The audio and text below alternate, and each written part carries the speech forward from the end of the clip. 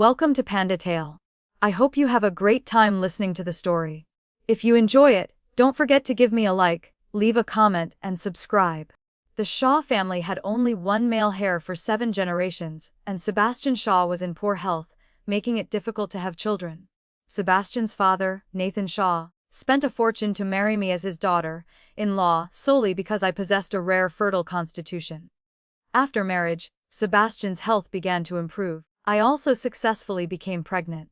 Old Mr. Shaw was overjoyed and even promised to give me 10% of the company's shares. But on the very night of the celebration party, Sebastian, drunk, kicked me hard in the stomach.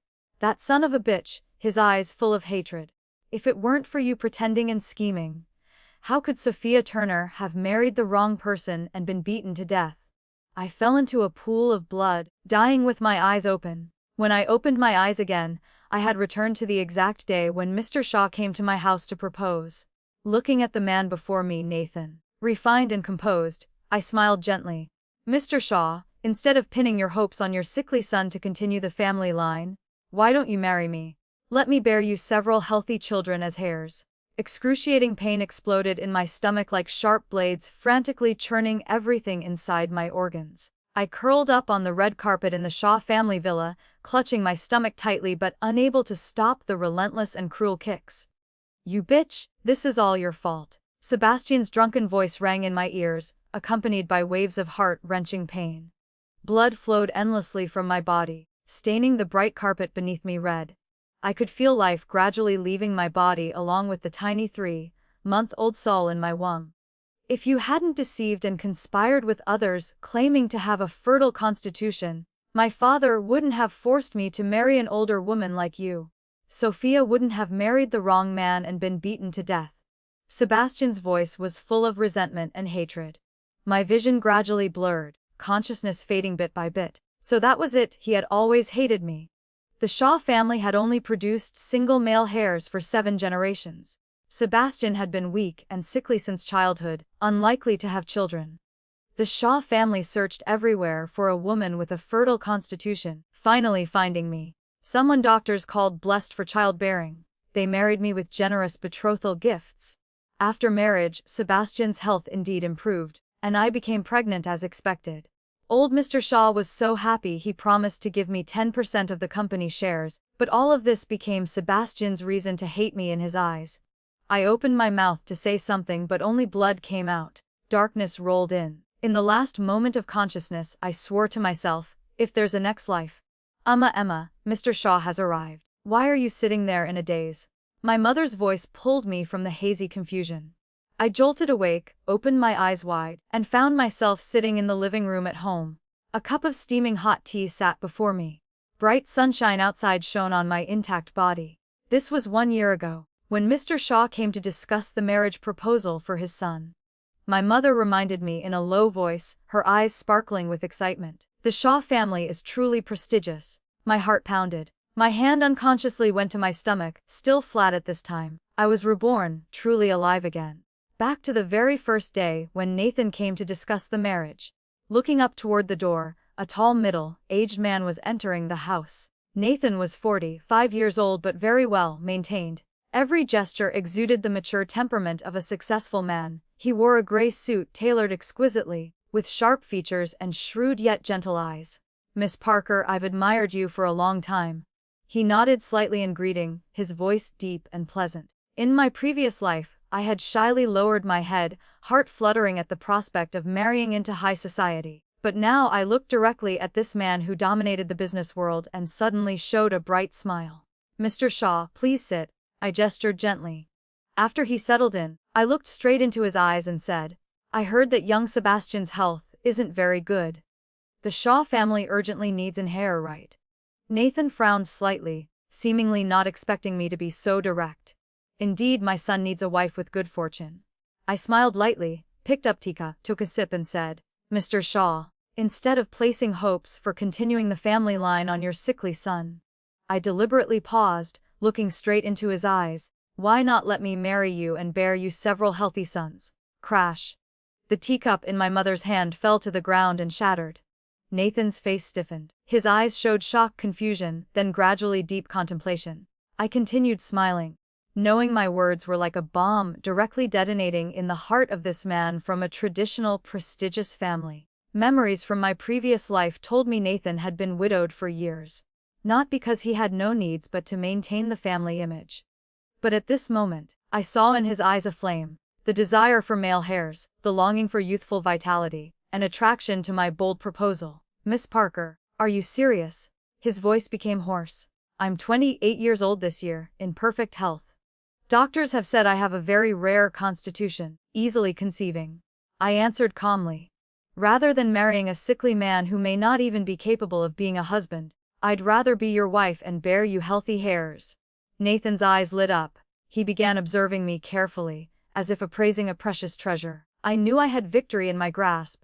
In my previous life, doctors had said my constitution not only made conception easy, but could also nourish my partner's vitality, more effective than any tonic. For someone desperately wanting heirs with an aging body like Nathan, I was an irresistible temptation. "Dad, what are you doing?" An angry shout came from the doorway. I turned to see Sebastian standing at the door, face drained of blood, eyes filled with shock. He was even thinner than in my memories. So weak it seemed a gentle breeze could knock him down. How did I ever think such a man was worth entrusting my life to in my previous life? "She's my fiancée." Sebastian rushed in but was stopped by Nathan's single glance. "From today, she's your mother." Nathan's voice was cold, brooking no argument.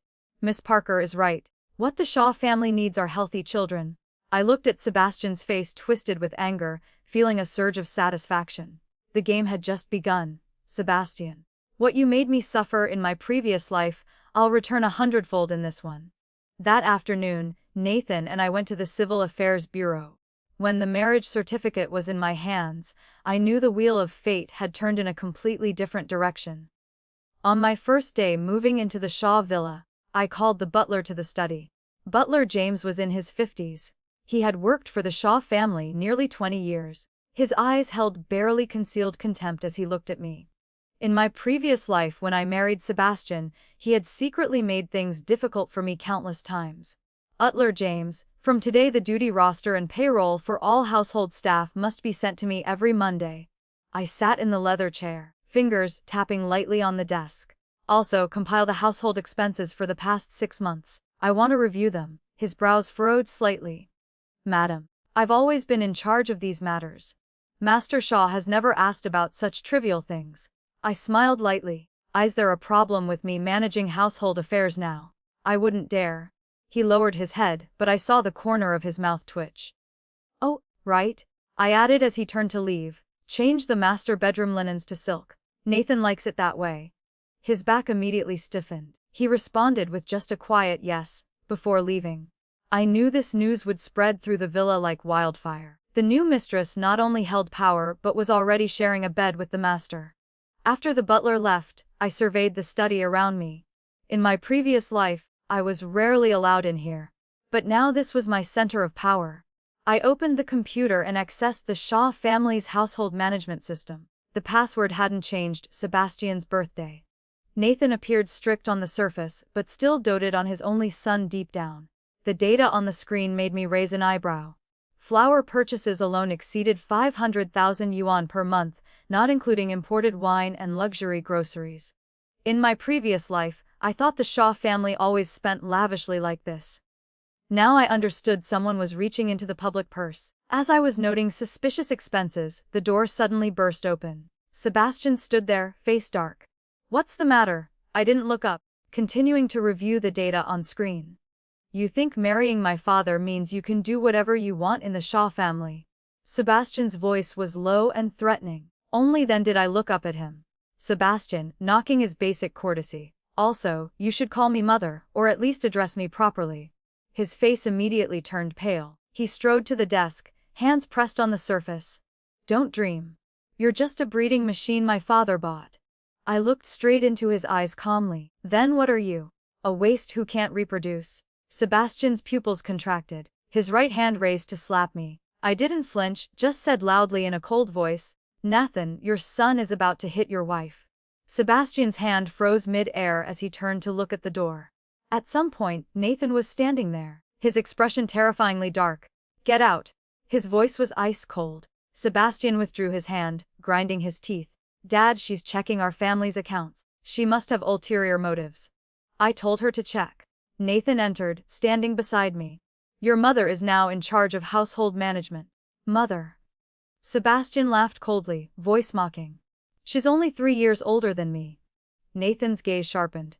Age isn't an issue. She's my lawfully wedded wife, which makes her your mother. If you're disrespectful again, I'll freeze all your credit cards. Sebastian opened his mouth but ultimately couldn't say a word. He just stormed out, slamming the door with a bang. Nathan turned to me.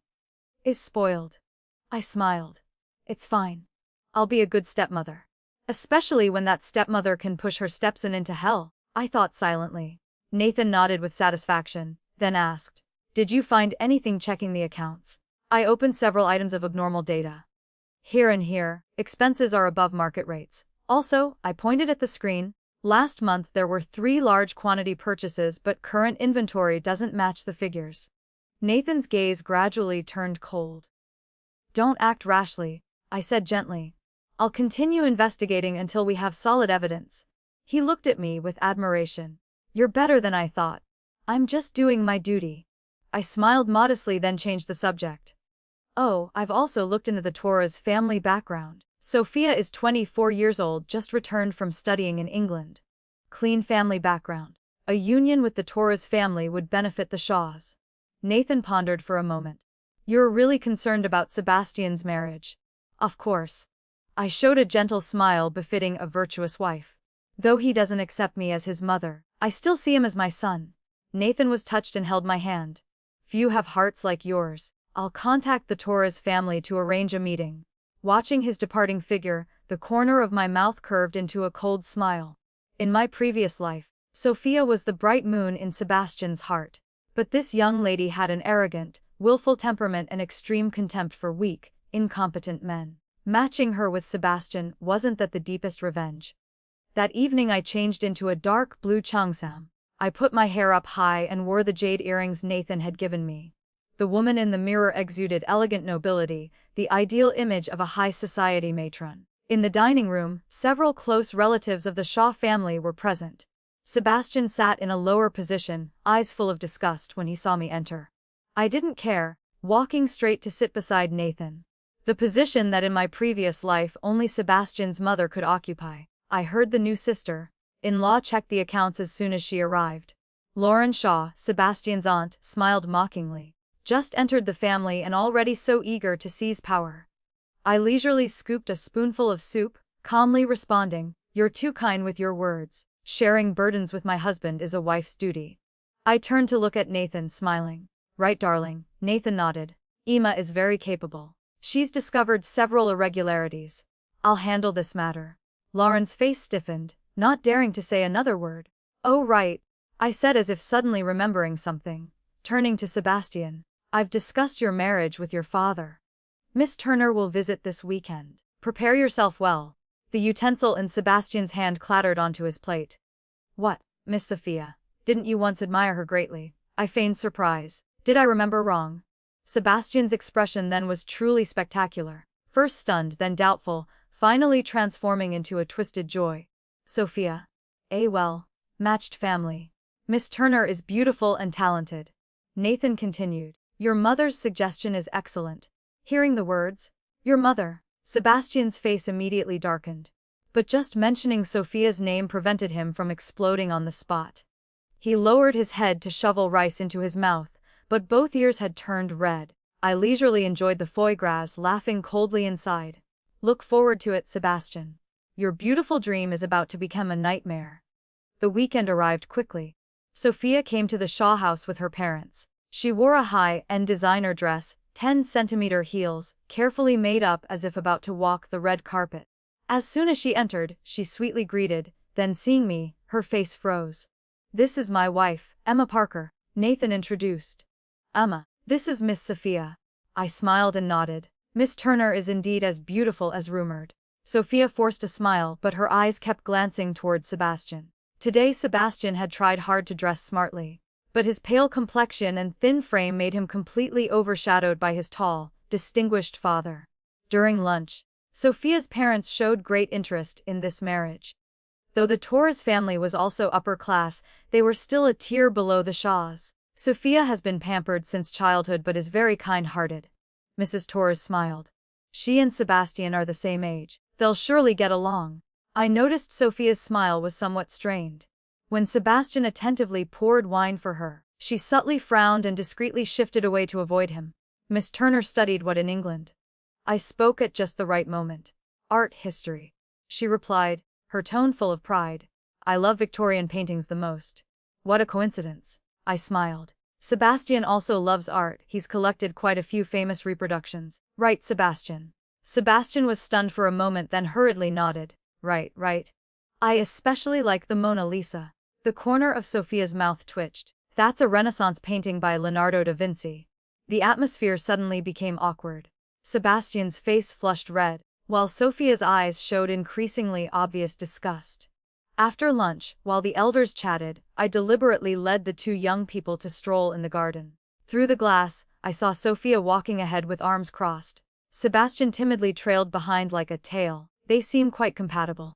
Nathan commented with satisfaction. I covered my mouth to laugh. Yes, very well matched. 1 month later, the engagement ceremony between Sebastian and Sophia was held grandly. As the mistress of the Shaw family, I personally arranged everything from venue decorations to the guest list, not missing any detail. Nathan trusted me more and more, even publicly calling me his capable wife. At the engagement party, Sebastian wore a custom, tailored suit but still couldn't hide his weak appearance. Sophia wore an elegant white dress, beautiful as a goddess. But the reluctance in her eyes could no longer be concealed. Congratulations, cousin Sebastian. Marcus Shaw patted his shoulder with a wink. Miss Turner is famously difficult. Can you handle her? Sebastian forced a smile. Sophia is very gentle. Really? Marcus jerked his chin into the distance. Then why is she chatting so happily with that male model? I followed Marcus's gaze. Sophia was smiling brightly while talking to a tall, handsome young man. She even intimately held his arm. Sebastian's face immediately darkened. Let me go check. He gritted his teeth. I quietly followed, hiding behind a pillar. Sebastian approached and said something quietly. Sophia frowned. So what if I'm talking to a friend? Can you control me? But today is our engagement. His voice was pleading. So what? Sophia laughed coldly, deliberately raising her voice. If my father hadn't forced me, who would want to marry a sick man like you? Sebastian stood frozen as if struck by lightning. Sophia tossed her head. Arm in arm with the male model, she walked away. I appeared at just the right moment, pretending to pass by casually. Sebastian, what's wrong? Your complexion looks terrible. He turned sharply, eyes full of resentment. Are you satisfied now? Is this the good match you found for me? I looked innocent. What's wrong? Doesn't Miss Turner like you very much? Like? Sebastian laughed bitterly. She fundamentally despises me. This is all you're doing. Sebastian. Nathan's voice came from behind. Mind the occasion. Sebastian immediately fell silent, but the anger in his eyes nearly burst into flames. I linked arms with Nathan, gently saying, maybe he's just a bit nervous. After all, it's his first engagement. Nathan patted my hand. You're always so understanding. That evening, the Shaw family held a small dinner to celebrate the engagement. Sebastian excused himself as unwell and didn't attend. Sophia showed up but kept looking at her phone throughout, as if she couldn't care less. I heard young Sebastian's health isn't very good. During dinner, Sophia suddenly asked, what exactly is wrong with him? The entire table immediately fell silent. Glass. Just a weak constitution. With proper care, he'll be fine. I see. Sophia raised an eyebrow. But my friend said he has long-term medical records at Harmony Hospital. And that he once. She suddenly stopped, as if realizing she'd misspoken. Nathan's gaze turned sharp as a knife. Who is your friend? Sophia looked slightly flustered. Just a friend studying medicine. I quickly changed the subject. Miss Turner is just concerned about Sebastian. Come, try this lobster. It was flown straight from Australia this morning. After dinner, Nathan called me to the study. This Sophia isn't simple. She's investigating Sebastian. Young people wanting to understand their partner thoroughly before marriage is normal. I poured him tea. Nathan shook his head. It's not that simple. I suspect she has other motives. He pondered for a moment then continued. But the die is cast. We can't cancel the engagement. The Shaw family can't afford to lose face. I was secretly delighted. This was exactly what I wanted, a marriage filled with suspicion and resentment. Oh, and Nathan suddenly changed topics. How have you been feeling lately? Any special signs? I knew what he was asking. Since our marriage, we'd barely used any contraception. In my previous life, I got pregnant just 3 months after marrying Sebastian. This life probably wouldn't be much different. Nothing obvious yet. I rubbed my still, flat stomach. But the doctor said my constitution makes conception very easy. It should happen soon. A glimmer of hope lit up Nathan's eyes. If you need any supplements, just say so. I'll have someone prepare them. You're so good to me. I leaned on his shoulder, hiding the cold look in my eyes. The next morning, I deliberately ran into Sebastian just as he woke up. Dark circles shadowed his eyes. Clearly he'd been sleepless all night. Sebastian, why didn't you come to dinner last night? I asked in a caring tone. Were you feeling unwell? He looked at me coldly. Stop pretending. I know you arranged everything. I blinked. Arranged what? Sophia doesn't want to marry me at all. He gritted his teeth, lowering his voice. You knew that clearly, didn't you? I sighed softly. Sebastian, marriage is decided by parents with matchmakers as witnesses. Maybe she's just not used to it yet. Feelings can be cultivated. I deliberately paused before continuing. Or do you also want to be like your father, marrying a wife 17 years younger? Sebastian's face immediately turned ashen. His fists clenched so tight they cracked. One day I'll make you regret this. Watch your tone, son. I smiled. Don't forget I'm your mother now. Watching him storm off in anger, my mood was exceptionally pleasant. This is just the beginning, Sebastian.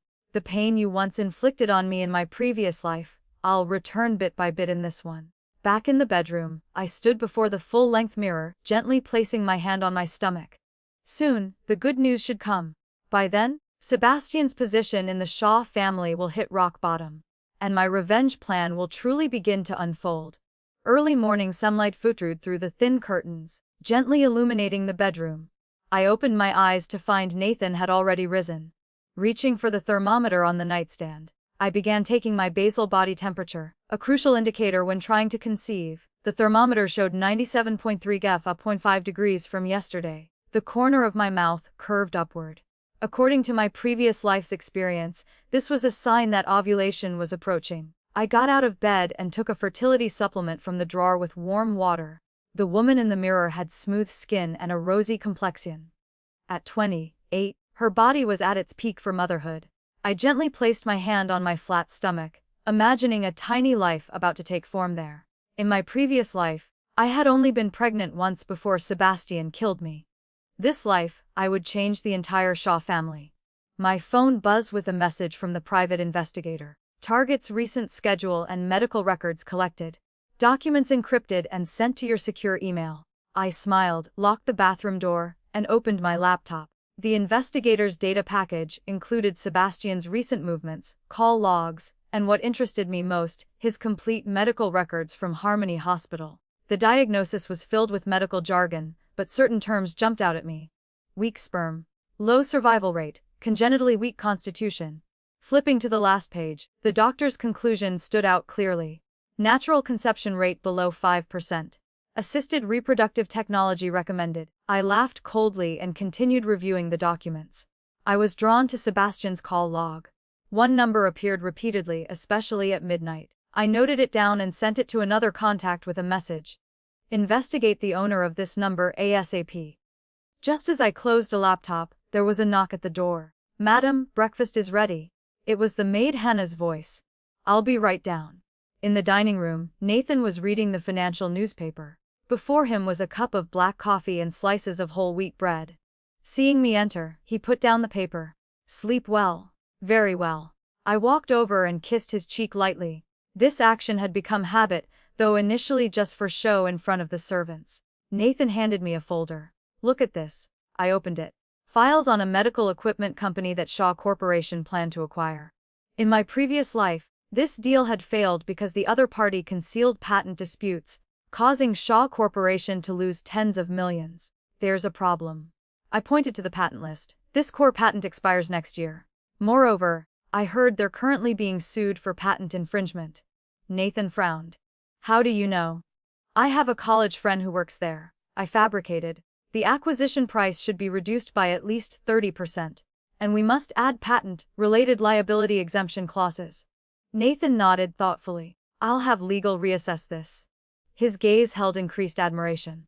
You always surprise me. I smiled without further comment. This was just the beginning, Nathan. In my previous life living beside Sebastian, I learned much about Shaw Corporation's operations.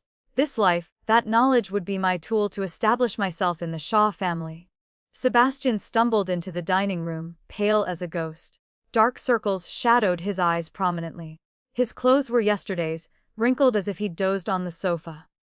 Up, Lathan frowned. Sebastian didn't answer, going straight to the coffee machine to pour a full cup of black coffee. Where's Miss Turner? I deliberately asked. Why isn't she joining us for breakfast? Sebastian's hand trembled. Coffee spilled on his hand though he showed no reaction. He said through gritted teeth. Sebastian. Nathan barked. Apologize to your mother. She's not my mother. Sebastian whirled around, slamming the coffee cup on the table. Dad, you married someone only 3 years older than me. Don't you find it disgusting? The servants in the dining room immediately lowered their heads, pretending not to hear. Nathan's face darkened. He slowly stood up, to the study with me. Now. Sebastian glanced at me defiantly before following his father. I calmly spread jam on my bread, ears attuned to the sounds from upstairs. Soon, shouting and the sound of things being thrown echoed faintly. 20 minutes later, Sebastian stormed out of the study, slamming the door forcefully. Nathan came downstairs looking composed, but the bulging vein at his temple betrayed his lingering anger. He needs to be taught a lesson. Nathan's voice was ice cold. I've frozen his credit cards for 3 months. I handed him a freshly brewed coffee. He's just being childish and impulsive. Childish. Nathan shook his head. He's 25 years old. It's all because his mother spoiled him too much. I didn't respond. In my previous life, Sebastian's mother died early. Nathan never remarried, pouring all his love into his only son, raising an arrogant brat. My appearance had disrupted that emotional balance. Alright, Nathan changed the subject. There's a charity gala tonight. Come with me. Of course. I smiled. In my previous life, I never had a place at such events. Sebastian always used my low origins and lack of etiquette as excuses to go alone. In the afternoon, while selecting an evening gown in the dressing room, my phone buzzed with a message from the investigator. The number belongs to Vincent Lee, vice president of Shaw Corporation. He has close ties with the target.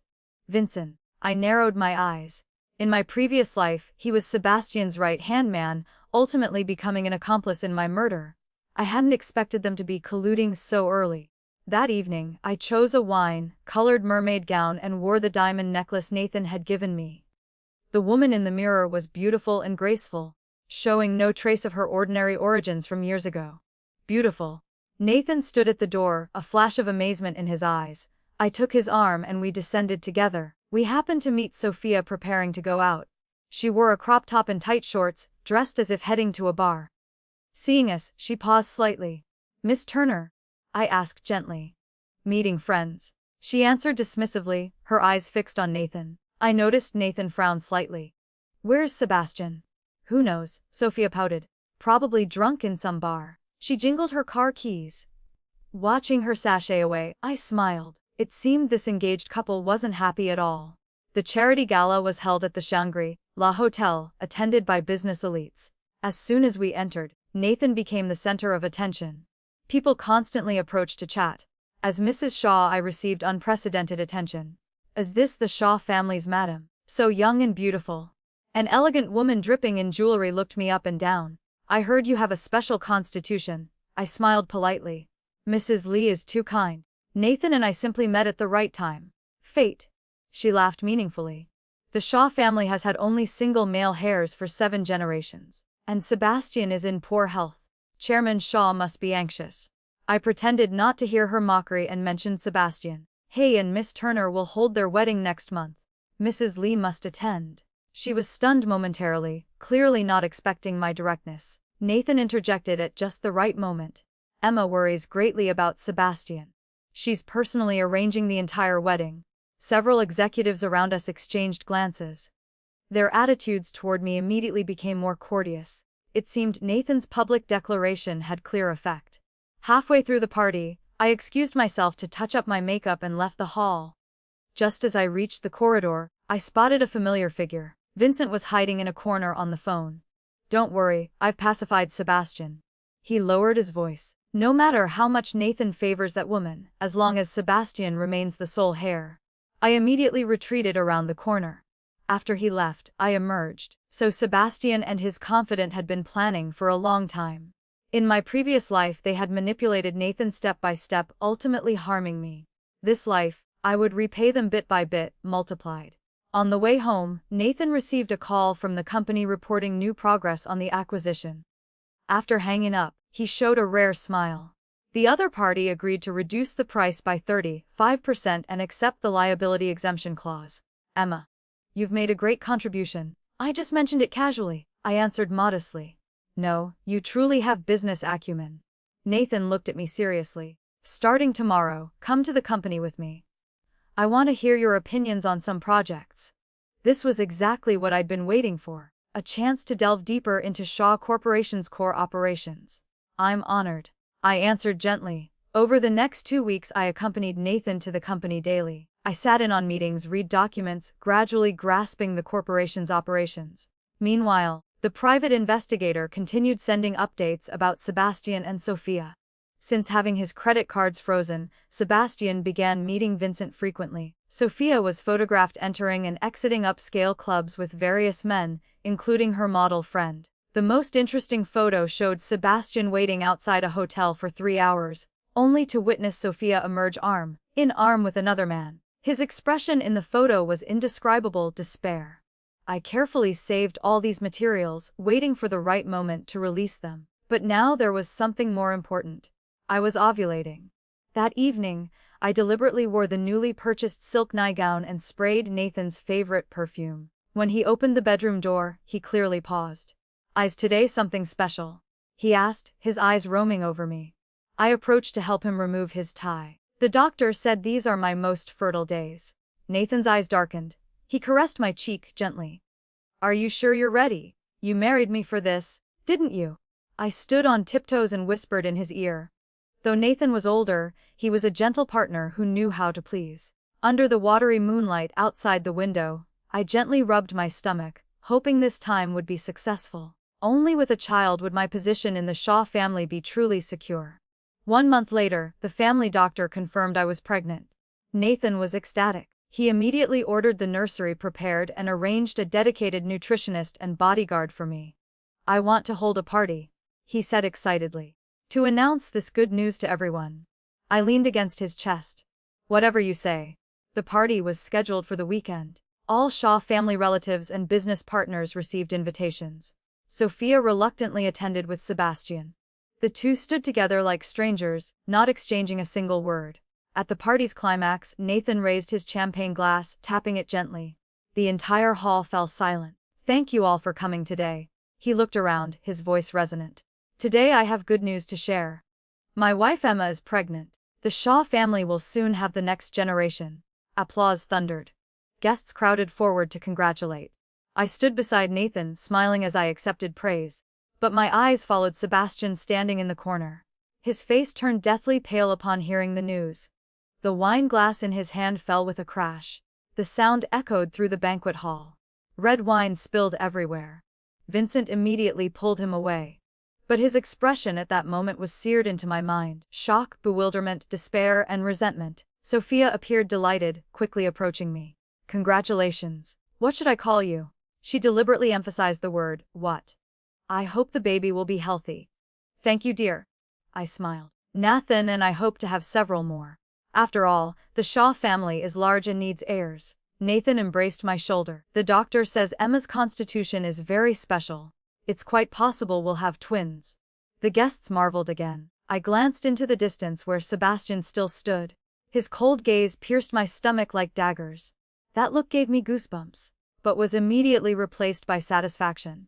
After the party, Nathan was detained by some executives discussing business. I excused myself due to pregnancy and went upstairs to rest early. Just as I reached the stairway landing, a hand suddenly grabbed my wrist. Someone pulled me forcefully into a small dark parlor. Sebastian's face appeared in the dim light, twisted and fierce. You bitch. You think getting pregnant means you can live happily ever after. I shook off his hand, coldly adjusting my sleeve. Watch your words, Sebastian. I'm carrying the Shaw family heir. Heir! He sneered. Who knows if it's not a bastard? Would you dare say that in front of your father? I asked back. Or are you jealous? After all, the doctor said it would be very difficult for you to have children in this lifetime. Sebastian's pupils contracted violently. How do you know? I know more than you think. I stepped forward. Though slightly shorter, my presence was no less imposing. For instance, your conspiracy with Vincent to isolate your father, or Sophia's secret meetings with that model every Wednesday night at the Four Seasons Hotel. Sebastian's face turned ashen. Just protecting my family. I smiled. Sebastian, accept reality. From now on, your position in the Shaw family will only get lower. But don't worry. As your mother, I'll take good care of you. He trembled with rage, raising his hand to slap me. I had anticipated this, quickly stepping back and pressing the voice recorder button on my phone. Nathan's voice came through the speaker.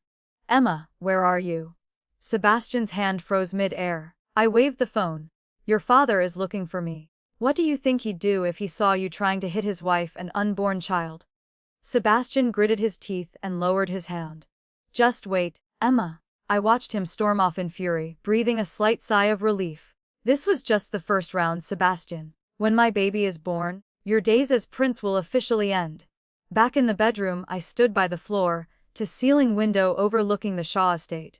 Under the pale moonlight, I saw a familiar figure angrily heading toward the garage. Sebastian.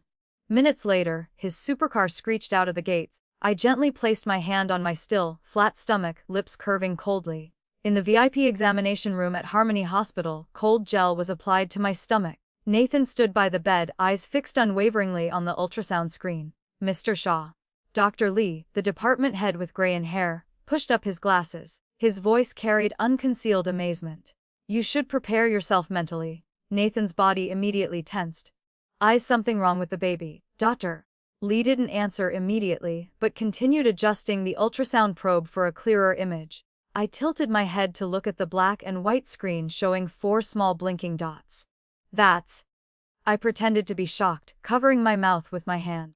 Dr. Lee's voice trembled slightly. Madame is carrying quadruplets. Nathan gripped the bed rail, knuckles white. 4 babies. Yes, 4 separate embryos, all developing very well. Dr. Lee pointed at the screen.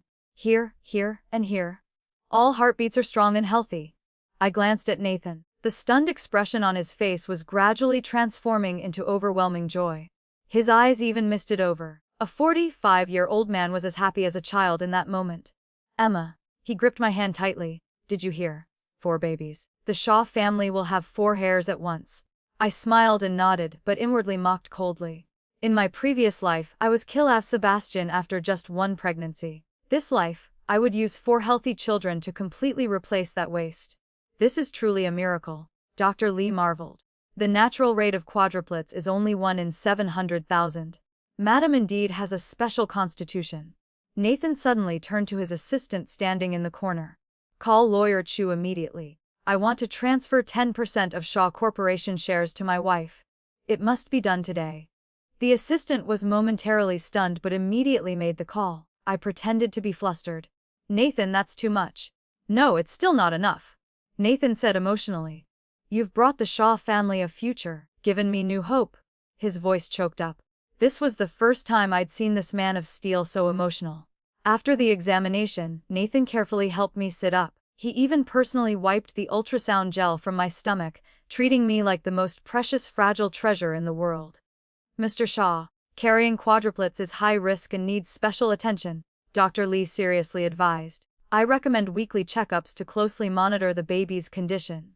Of course. Nathan immediately nodded. I'll arrange the best medical team on 24/7 standby.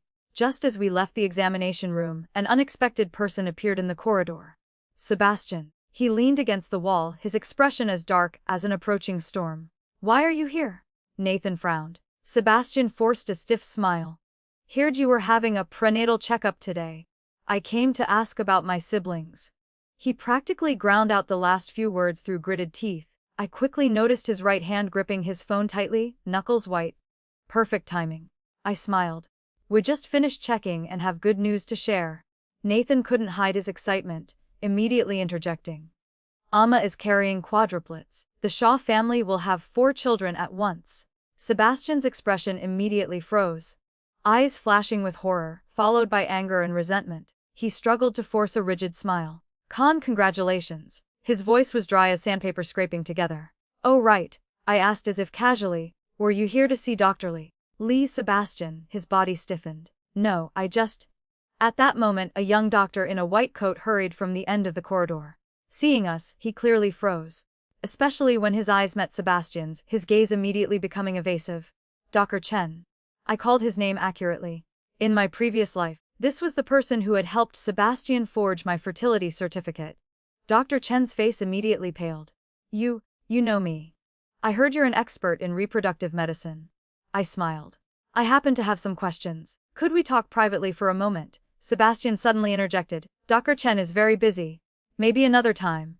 Just a few minutes, I insisted, signaling to the nearby bodyguard.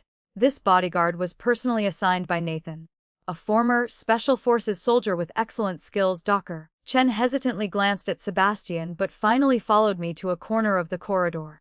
Sebastian tried to follow but was detained by Nathan for company matters. Dr. Chen? I lowered my voice. What did Sebastian ask you to do today? Dr. Chen's face turned white as a sheet. I don't understand what you're saying.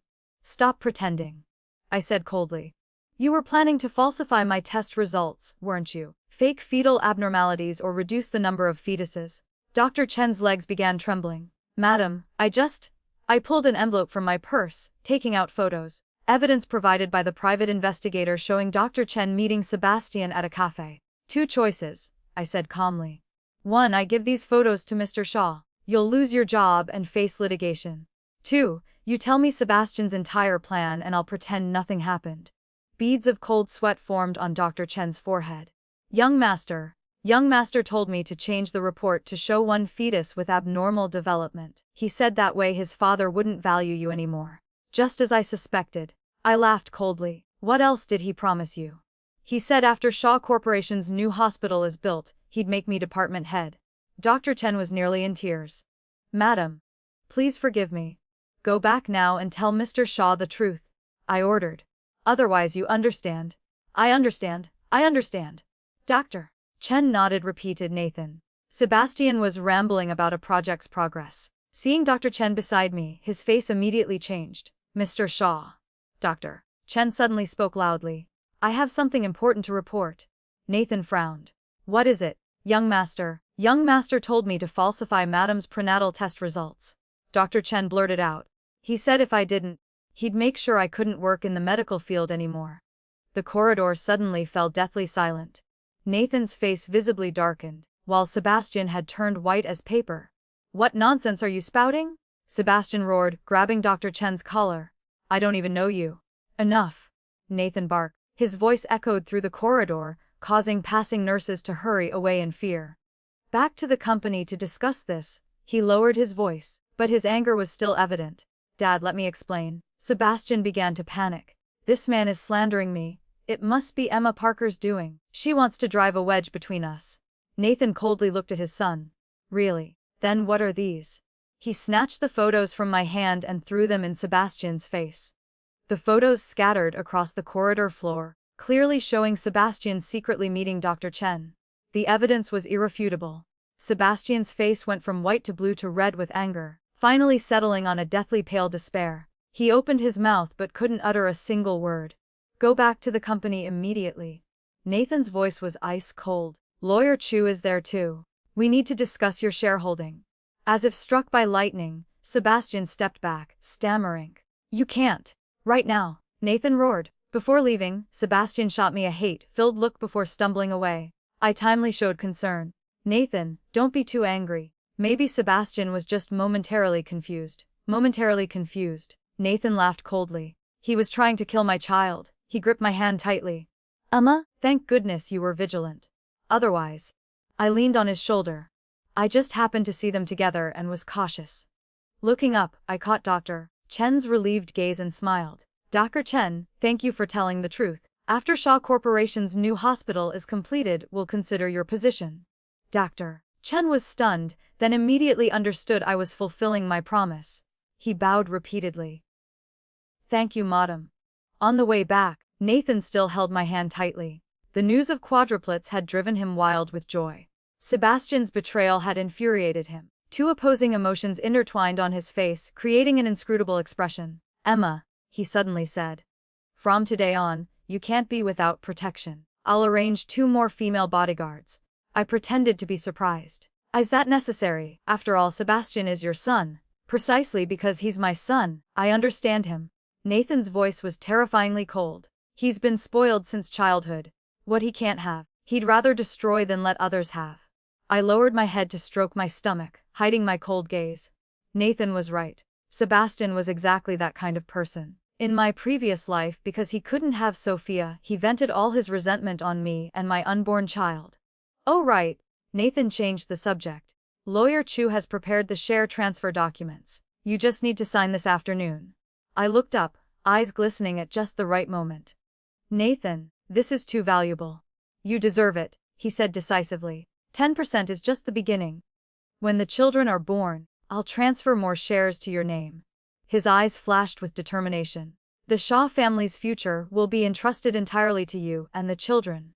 The signing took place in the top floor conference room. Lawyer Chu meticulously explained the transfer terms.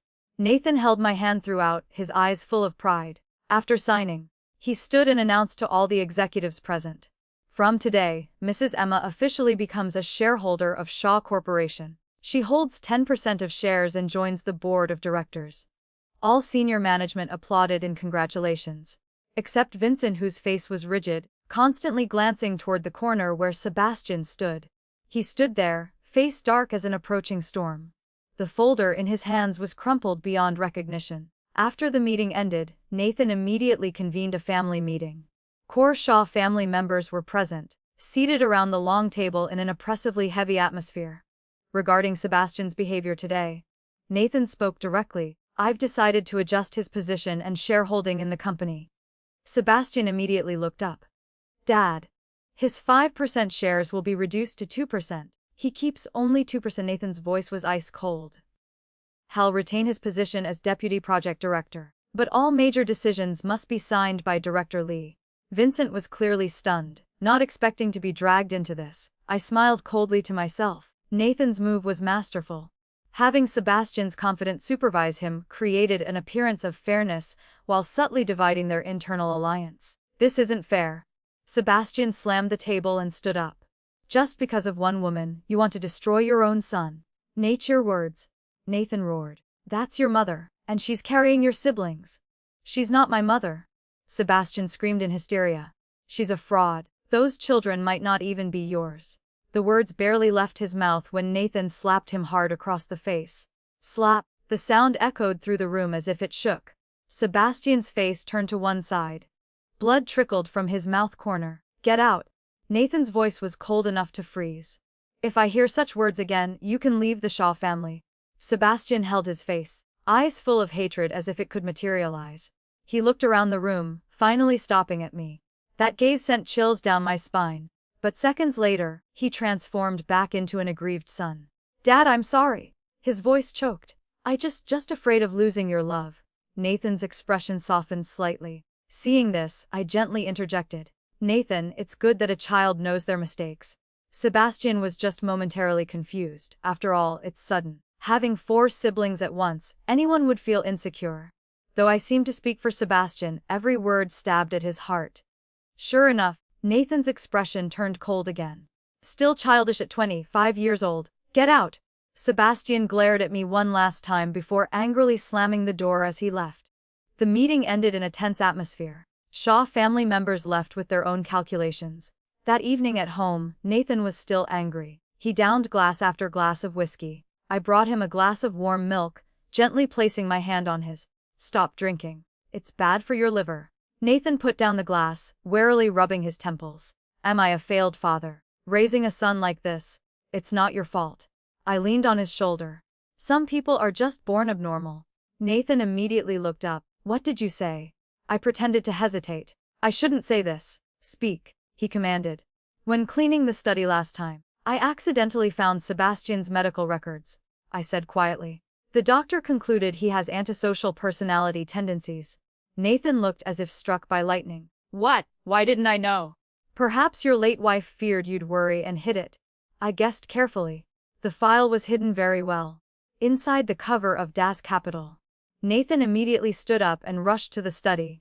I slowly followed, knowing he would find the medical report I had carefully forged. In the previous life, Sebastian did have psychological issues but was never formally diagnosed.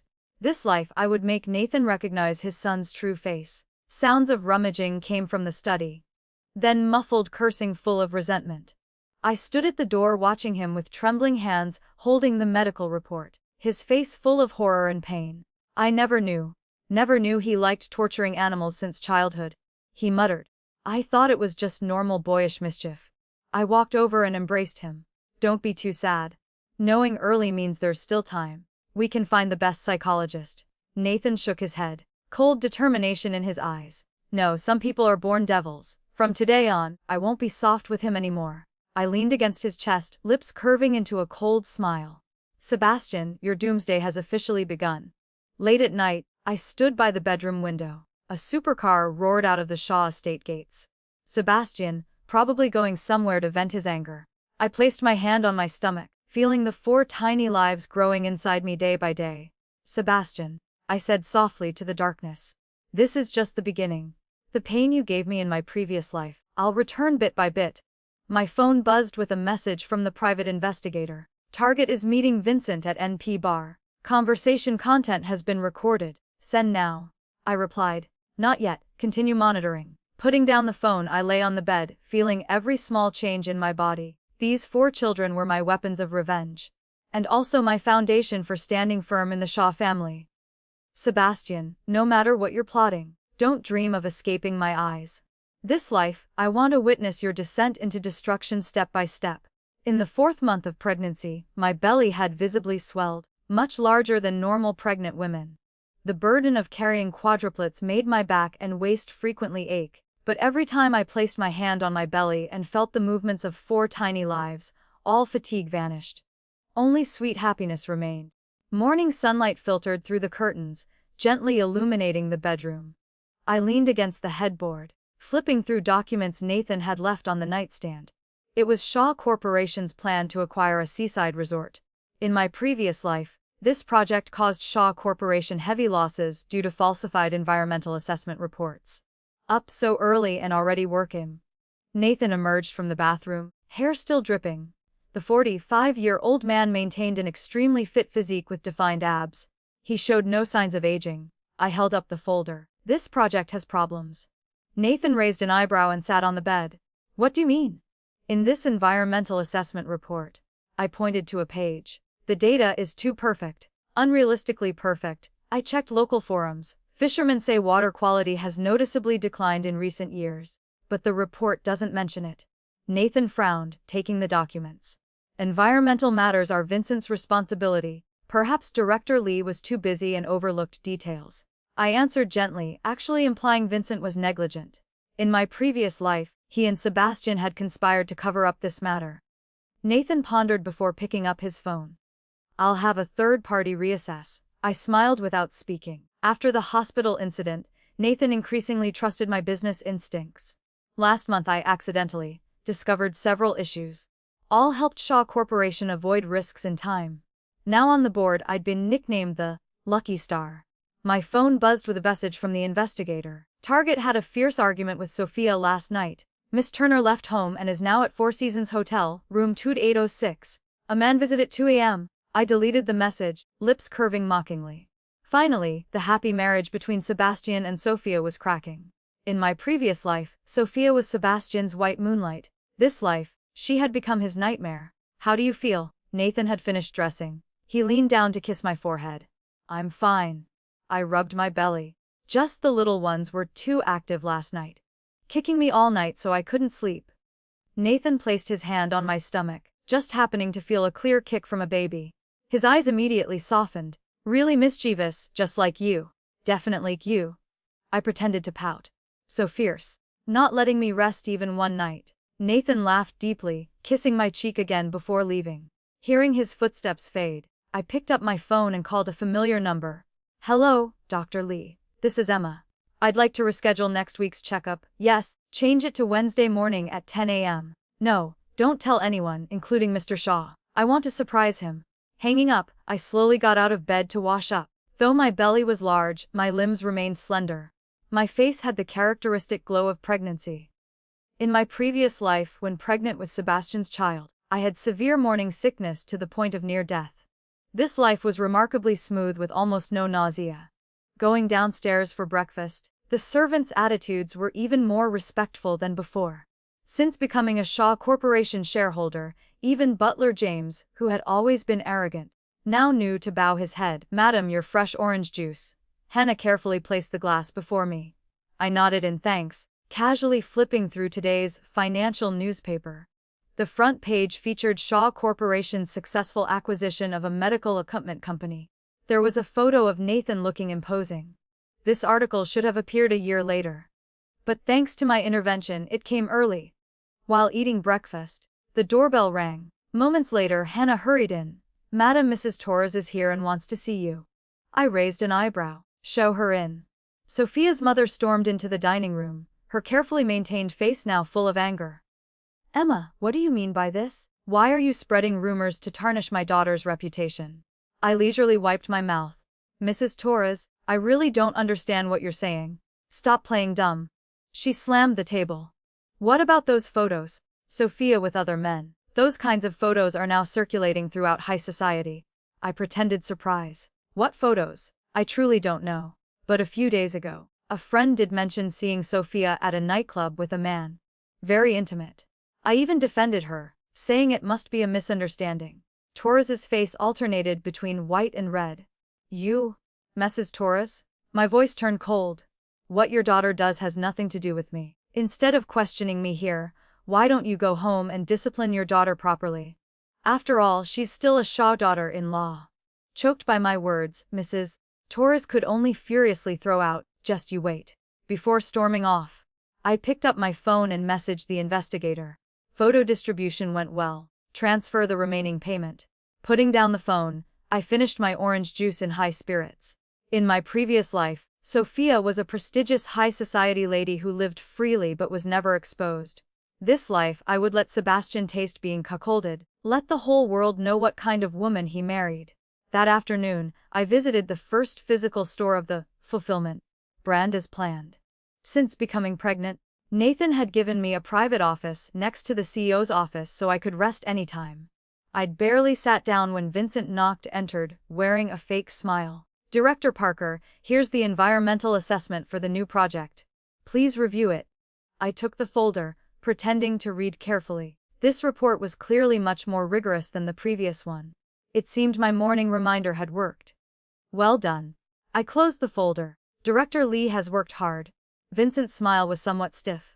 "It's my responsibility." He hesitated before continuing. "Sebastian hasn't been in a good mood lately. I hope Director Parker won't take it personally." I raised an eyebrow.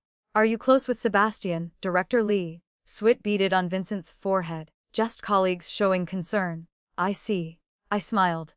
"Then please pass a message to him. As a stepmother, I care deeply about his health, both physical and mental. If he needs a psychologist, the Shaw family is ready to hire the best." Vincent nodded repeatedly and hurriedly left the office.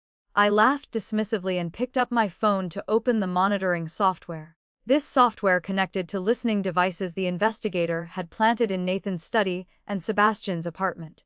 As expected, half an hour later, Vincent and Sebastian met at a cafe. Their conversation came through clearly via the bug.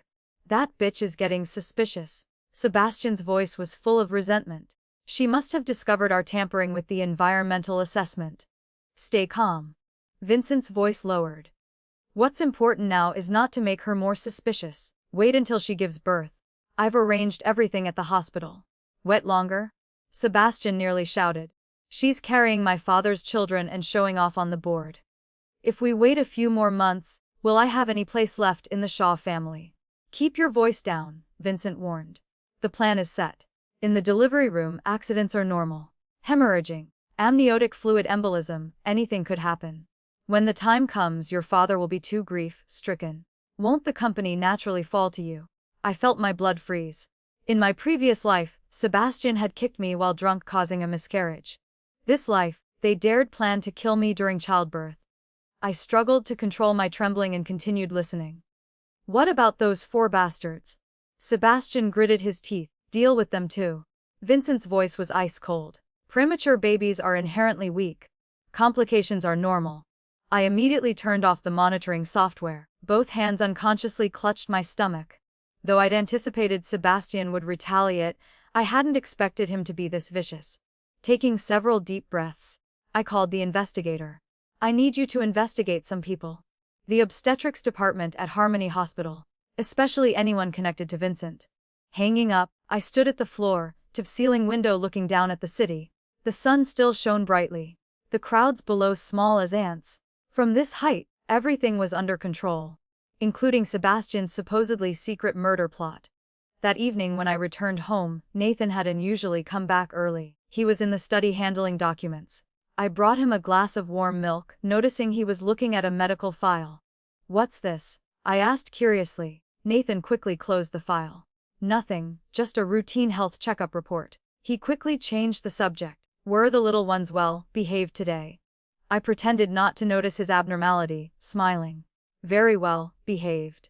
I stroked my belly and said, Nathan, I want to change hospitals for delivery. He frowned. Why? Isn't Harmony Hospital the best? It's good, but I hesitated. I heard several medical staff there resigned recently. I'm worried it might affect service quality. Moreover, I lowered my voice. I heard Sebastian and Vincent have connections at Harmony Hospital. Nathan's eyes immediately turned sharp. What have they done? No concrete evidence yet. I shook my head. Just a bad feeling. Maybe I'm being overly sensitive due to pregnancy. Nathan pondered before picking up his phone.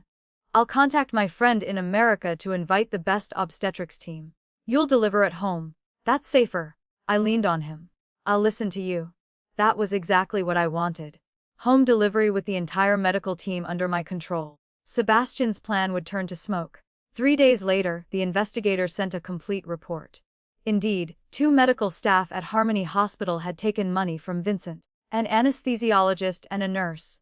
More frighteningly, the report showed Sebastian had recently purchased a colorless, odorless drug that could cause postpartum hemorrhaging. I printed the report and locked it securely in the safe. These would be weapons against Sebastian later. But now wasn't the time to reveal them. I wanted to wait for him to make the first move, when witnesses and evidence were complete. On the weekend evening, the entire Shaw family gathered. Strangely, Sebastian was present. Since having his shares reduced, he rarely appeared at family gatherings. Today he was unusually friendly, even smiling at me, if that twisted expression could be called a smile. On Emma, he deliberately used honorifics. I heard you changed medical teams, I smiled. Yes, your father was worried, so he specially invited a team from America. The corner of Sebastian's mouth twitched slightly. So where will you deliver? At home. Nathan spoke up. The delivery room is ready. More comfortable and safer than a hospital. I saw Sebastian's hand tremble slightly, but he quickly regained composure. That's wonderful. I'm really looking forward to my siblings' arrival. Thank you for caring. I answered gently, then casually asked, how is Miss Turner? She didn't come today. Sebastian's face immediately darkened. She's not feeling well.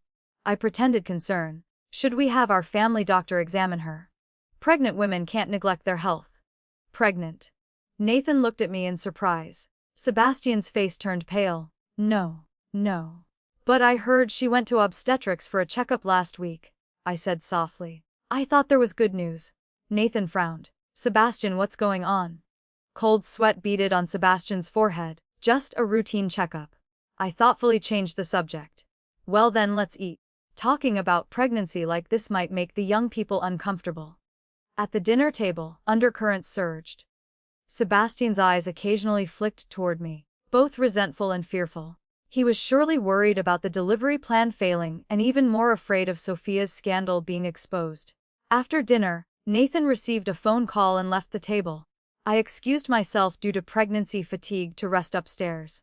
But just as I turned into the stairway corridor, Sebastian blocked my path. What do you know? He lowered his voice threateningly, eyes flashing with ferocity. I pretended confusion. Stop playing dumb. Sebastian grabbed my wrist tightly. About Sophia. and "Release madam immediately." The bodyguard's voice came from behind. The next second, Sebastian was pressed against the wall. I rubbed my wrist, looking at him coldly. "Sebastian, what are you doing? You'll regret this, Emma." He ground out through gritted teeth, "I swear you'll regret this." The bodyguard looked at me for instructions. I shook my head. "Let him go." "Sebastian, I advise you to calm down. Anger only makes people lose their reason." Sebastian adjusted his clothes. He glared at me one last time, then turned and left. Watching his staggering departure, I knew he was cornered. But a cornered beast is most dangerous. Back in the bedroom, I locked the door and pulled out a small stun gun from under my pillow, something the investigator had given me. Enough to incapacitate a grown man. Sebastian was more unhinged than I'd anticipated. I had to stay highly alert. Outside the window, sunset painted the Shaw estate blood red. I gently stroked my belly, feeling the movements of 4 tiny lives growing inside. "Don't be afraid," I said softly. "No one can harm us." The revenge had reached a crucial turning point. Sebastian's malice was exposed, and my counterattack had just begun. At dawn, when my pregnancy reached exactly 32 weeks, severe pain suddenly woke me from sleep. Instinctively, I placed my hand on my belly. I immediately felt abnormally intense and rigid contractions. The uterine contractions were both rapid and violent. "Nathan." I shook my husband, voice trembling with pain. "I think I'm going into labor." Nathan immediately jolted awake. His hand slammed the emergency alarm button by the bed. The entire Shaw estate lit up like daylight. Alarm bells rang, waking everyone. 2 weeks early. While helping me change clothes, Nathan spoke into the walkie-talkie. "Activate emergency plan. Contact the medical team immediately." I gritted my teeth. Cold sweat beaded on my forehead. "Don't worry. The American team will arrive within 20 minutes. Nathan carried me, striding quickly toward the prepared delivery room. "Everything will be fine." I gripped his collar tightly, suddenly remembering something. "Wet, bring your phone." He paused momentarily but still went back for the phone. I breathed a sigh of relief. In my previous life on this exact day, he had missed an important call because he forgot his phone, causing the company heavy losses. This life, I had to ensure he wouldn't miss anything. The home delivery room had been meticulously prepared. Perfect temperature, complete equipment, no different from a high-end hospital delivery room. Nathan carefully placed me on the bed as nurses immediately began examining me. Cervix dilated 4 centimeters. Delivery imminent. Head obstetrician Dr. Catherine announced. Multiple pregnancy means high risk of premature birth. Prepare an ICU immediately. Nathan's expression darkened. At all costs, ensure the safety of both mother and children. Another contraction hit, so intense I nearly blacked out. But I forced myself to stay conscious. Something was wrong. This was too abnormal. With my constitution, it shouldn't be time yet. "Nathan." I struggled to grip his hand. "Check everyone who entered the villa today. Especially the medical team." Nathan frowned. "You suspect someone?" "Please." I nearly screamed in pain. "For our children." Nathan immediately ordered the head of security. "Lock down the entire villa. Check everyone's background. Focus on newly arrived medical staff." The bodyguard immediately left to carry out the order. I felt somewhat relieved, but the pain grew increasingly intense, almost preventing me from thinking. "Madam, push. I can see the baby's head," Dr. Catherine encouraged. I gritted my teeth. After excruciating, soul-tearing pain, a baby's cry rang out. "It's a boy," the nurse exclaimed. "Though premature, his cry is very strong." I managed a weak smile. But before I could feel joy, the next contraction hit violently. Carrying quadruplets, men going through labor 4 times. My strength was depleting rapidly. "The second one's out too." Another boy. Just then chaos erupted outside. The security captain burst into the room, his expression grave. "Mr. Shaw, we discovered a fake nurse in the changing room. She was carrying syringes and unidentified drugs." Nathan's face immediately changed. "Interrogate immediately." "Who's behind this?" "She's already confessed." The security captain glanced at me hesitantly. "It's young Master Sebastian." Though I'd anticipated this, hearing it still made my heart tremble. Indeed, Sebastian had struck, and this time more viciously than the previous life. Not a drunken loss of control but carefully planned murder. That damned bastard. Nathan's face flushed with rage. He immediately turned to rush out. "Wait." I used all my strength to grab his hand. "There are still 2 babies. I need you here." Nathan stopped and nodded. "I'll handle things here first. He can't escape even if he flies." The delivery continued, but the atmosphere had grown incredibly tense. Guards stood strict watch outside the delivery room, even monitoring the doctors and nurses closely. I was exhausted but dared not relax even for a second. The third is a girl. As the third baby's cry sounded, Nathan's phone suddenly rang. He was about to reject the call, but his expression shifted slightly upon seeing the number. It was an urgent call from the Swiss bank. "Answer it," I whispered weakly. "It's important." Nathan looked at me doubtfully but answered. "Hello. What?" His face immediately went from surprise to rage. "Freeze that account immediately. I'll send someone to handle it right away." Ending the call, his expression was terrifyingly dark. "Sebastian is transferring assets overseas. He even forged my signature." He gritted his teeth. "He's planning to flee." I closed my eyes, laughing coldly inside. Sebastian had finally shown his desperate true colors. "The last one is also a girl. Congratulations. 2 boys and 2 combination." "Docker," Catherine announced joyfully. 4 tiny beings were gently placed beside me. Though premature, their cries were strong. They all looked healthy. I gently touched their tiny, still wrinkled faces. Tears blurred my vision. In my previous life I couldn't protect my child. This life they were finally born safely. "Nathan, name our children," I said gently. Nathan looked at the 4 babies. The anger in his eyes gradually subsided. "The eldest will be David Shaw. Second son Daniel Shaw, third daughter Diana Shaw, and youngest Daisy Shaw." Beautiful names. I smiled, then suddenly remembered. "Oh right, you must go to the company immediately. The Swiss bank matter needs your personal attention." Nathan looked at me and the children, hesitating. "There are bodyguards and the medical team here." "Very safe," I insisted. "Company matters are the priority." Finally Nathan nodded. "I'll be back soon." He kissed my forehead and the children before leaving hurriedly. I knew what would happen on this trip. The car accident Sebastian had secretly arranged. This life I had to save not only myself and the children, but also Nathan. After ensuring he'd left the villa, I asked the nurses to move the babies to the adjacent care room. I kept only the most trusted security captain, Captain Johnson. I fought against drowsiness. "Mr. Shaw is in danger. Sebastian has arranged an accident on the road to the company." Captain Johnson's expression immediately changed. "I'll notify Mr. Shaw immediately." "No, don't alert them." I shook my head. "Take a few trusted men and ambush that section of road first. Remember, it's a blue truck, license plate ending in 37. Captain Johnson looked at me in amazement. "Madam, how do you know?" "No time to explain," I said weakly but firmly. "You must ensure Mr. Shaw's safety. Catch the perpetrator and take them straight to the police. Don't give Sebastian any chance to escape." Captain Johnson immediately took orders and left. I breathed a sigh of relief, finally allowing myself to close my eyes briefly. When I woke, Nathan was sitting by the bed, his expression extremely cold. Seeing me open my eyes, Nathan immediately held my hand. You're awake. How are the children?" My voice was hoarse. "All fine, they're being monitored in incubators. But the doctor says they're in excellent condition." Nathan forced a smile. But the anger in his eyes couldn't be hidden. "Captain Johnson caught the truck driver. He confessed Sebastian ordered him." I pretended shock. "He wanted to kill you. Not just me." Nathan's voice was ice cold. "He planned to eliminate both of us today, then flee abroad with the transferred assets." I closed my eyes. Tears flowed silently. These tears were both real and false. For Sebastian's cruelty, and joy that my plan had succeeded. "Emma, I owe you my life." Nathan gripped my hand tightly. "If you hadn't reminded me to bring my phone." "Where's Sebastian?" I asked softly. "He fled, but he won't get far." Nathan laughed coldly. "I've frozen all his accounts and issued a citywide warrant. Even with wings, he can't escape." I nodded without saying more. Sebastian's fate was sealed. 3 days later, I could struggle out of bed. My first priority was visiting the babies. In the neonatal care room, 4 tiny angels lay in incubators. Their little limbs occasionally wiggled, adorably melting my heart. "The babies are beautiful." Dr. Catherine stood beside me. "Though premature, their development indicators are excellent.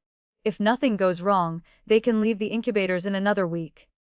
I gently stroked the glass, feeling an unprecedented fierce protectiveness surge within. These 4 tiny lives were my motivation for revenge and hope for a new life. "Madam," Captain Johnson hurried over. "We have news about Sebastian." I followed him to the corridor. "Speak." "He was caught at the dock trying to flee to Southeast Asia." Captain Johnson lowered his voice. Mr. Shaw had him committed to a psychiatric hospital. He says he has antisocial personality disorder requiring mandatory treatment. I raised an eyebrow. Psychiatric hospital. This was beyond my expectations. But thinking carefully, it was crueler than prison. Someone who always thought himself normal, locked up with the insane. Subjected to daily therapeutic drugs. I asked. She filed for unilateral divorce yesterday. Took what she could and fled. Captain Johnson smiled contemptuously. Apparently she really was pregnant. But not Sebastian's child. I laughed softly. In my previous life, Sophia was Sebastian's white moonlight. This life, she became the final straw that broke him. Fate truly plays tricks. When I returned to the hospital room, Nathan was waiting with a folder. Emma, he said seriously, I've revised my will. From today you'll hold 45% of Shaw Corporation shares. Becoming the largest shareholder. I stared at him in shock. This is too much. It's what you deserve. Nathan held my hand. You not only brought the Shaw family's future but saved my life twice. He paused. As for Sebastian, his 2% shares have been revoked. From now on, he'll only receive basic living expenses from a trust fund. I leaned on his shoulder, hiding the cold light in my eyes. Sebastian, you're finally left with nothing. The psychiatric hospital will be your prison for the rest of your life. Just like I was trapped in a hopeless marriage and died miserably at your feet in my previous life. A week later, my children were discharged and brought back to the Shaw villa. Nathan hired 4 professional nannies to care for the babies around the clock. Meanwhile, I began gradually taking over Shaw Corporation's work. Sitting in the position that once belonged to Nathan, flipping through documents, my lips unconsciously curved upward. In my previous life, I was just a breeding tool to be used. This life I'd become the hummin of an entire business empire. My phone buzzed with a message from the investigator. Target is on day 3 in the psychiatric hospital. Refusing to admit illness. Forcibly injected with sedatives. Special care arranged as requested. I replied. Continue monitoring. Report regularly. Putting down the phone, I walked to the floor-to-ceiling window, overlooking the city below. Sunlight shone through the glass, warm and brilliant. My 4 children slept peacefully in the nursery downstairs. Nathan obeyed me absolutely, while Sebastian lived worse than death in the psychiatric hospital. The taste of revenge was sweeter than I'd imagined. Madam. My secretary knocked and entered. Here's today's meeting minutes for your review. I took the documents and signed gently. Emma, the woman once deceived, used, and murdered, had now been reborn from fire like a proud phoenix. Oh right. I called to the departing secretary. Contact the person in charge of the fulfillment mother and baby brand. I want to discuss cooperation. The secretary nodded and left. This was a new mother and baby brand I'd invested in. The brand name was a play on my name and Nathan's, also symbolizing my new life. A fulfilled life, a fulfilled revenge. That evening, I held my youngest daughter Daisy strolling in the garden. Nathan approached, gently embracing my shoulders. Not tired. I smiled. Just seeing the little ones makes all fatigue disappear. Nathan kissed my hair lightly. Thank you, Emma. Thank you for giving me all this. I leaned into his embrace, watching the sunset descend. Golden twilight painting the entire Shaw estate. 4 children, a husband who loved me wholeheartedly. Power and wealth in my hands. All of this was deserved compensation for the blood and tears of my previous life. Sebastian, in that psychiatric hospital, do you ever regret that kick from years ago? Unfortunately, your regret came too late. The baby's 100-day celebration was held at the Shaw Villa. Nearly all business elites and celebrities attended. I wore a custom champagne-colored evening gown, standing at the center of the banquet hall accepting congratulations one by one. My stomach had returned to its slim shape, even more toned than before pregnancy thanks to strict daily postpartum exercise. Congratulations, Director Parker. All 4 babies are so healthy and beautiful, truly blessed. A jewelry industry female CEO gripped my hand enthusiastically. We've just launched a line for infants, specially prepared a set for each of the 4 babies. I smiled in thanks. My gaze drifted to where Nathan was holding baby Daisy not far away. His eyes overflowed with pride he couldn't hide. Having children at 45 was rare enough, but having 4 healthy ones at once was indeed miraculous. He'd become a legend among his peers. In another corner of the banquet hall, 4 nannies each held a baby. Surrounded by guests eager to give their blessings, I approached, gently caressing each small face. Eldest son David slept soundly. Second son Daniel opened round eyes looking around curiously. Diana and Daisy, the youngest twin girls, were both awake but didn't cry or fuss. Angelic in their behavior. "Madam, you have a phone call." Butler James approached with a phone. Since being caught embezzling, he'd become much more respectful. The other end was the private investigator. "Mrs. Parker, Sebastian was released from the psychiatric hospital yesterday." I raised an eyebrow. "Oh, why?" The diagnosis said his condition had stabilized. Plus, Sophia left him some money during the divorce which he used for bail. The investigator hesitated. But right after release, he was followed by various people. Ooh, some young masters he'd bullied before. The investigator's voice held schadenfreude. Heard he was forced to drink until his stomach bled at a bar last night. This morning he was chased by loan sharks for debts. He's now hiding in a small motel on the east side of town. I smiled slightly. Continue monitoring. Report anything immediately. Hanging up, I surveyed the brilliantly lit banquet hall filled with laughter. 3 months ago, Sebastian was still the Shaw family's young master with limitless power. Now he was just a cornered dog everyone wanted to kick. Karma truly never fails. Nathan approached with baby Daisy handing me a folder. Lawyer Chu brought the share transfer agreement. You just need to sign. I opened the folder. 45% of Shaw Corporation's shares officially transferred to my name. This meant I was not only the corporation's largest shareholder, but had become the true mistress of the Shaw family legally. Thank you. After signing, I looked up to meet Nathan's gentle gaze. This life he'd truly given me everything I'd ever desired. Status, wealth, children, and respect. Oh right, Nathan lowered his voice. Sebastian's been released. I pretended surprise. Really? What did the doctor say? They said he's no longer aggressive and can reintegrate into society. Nathan laughed coldly. I've had people watching him. If he crosses any lines, he goes straight back to the hospital. I nodded without further comment. Sebastian was no longer a threat. Someone abandoned by family, divorced by his wife penniless. Living worse than death. After the party, I took my first board meeting as the largest shareholder. In the conference room, executives who once looked down on me now showed respectful deference. Regarding the development plan for the Fulfillment Mother and Baby brand, I opened the folder. I believe we should strengthen online marketing while opening physical experience stores. Vincent, once Sebastian's confidant, now my capable assistant, immediately agreed. Director Parker is wise. Our marketing department has detailed plans.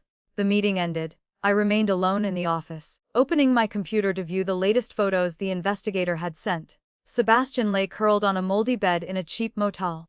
Sallow, faced with sunken eyes, no trace remaining of the young master from before. The next photo pleased me even more. Sophia arm in arm with a young man entering a luxury jewelry store. Her belly showed a slight bump. Clearly several months pregnant. I put down the phone. Sunlight streamed through the window, falling warmly and brilliantly on me. The taste of revenge was truly sweeter than imagined. That evening when I returned home, the babies had just finished bathing.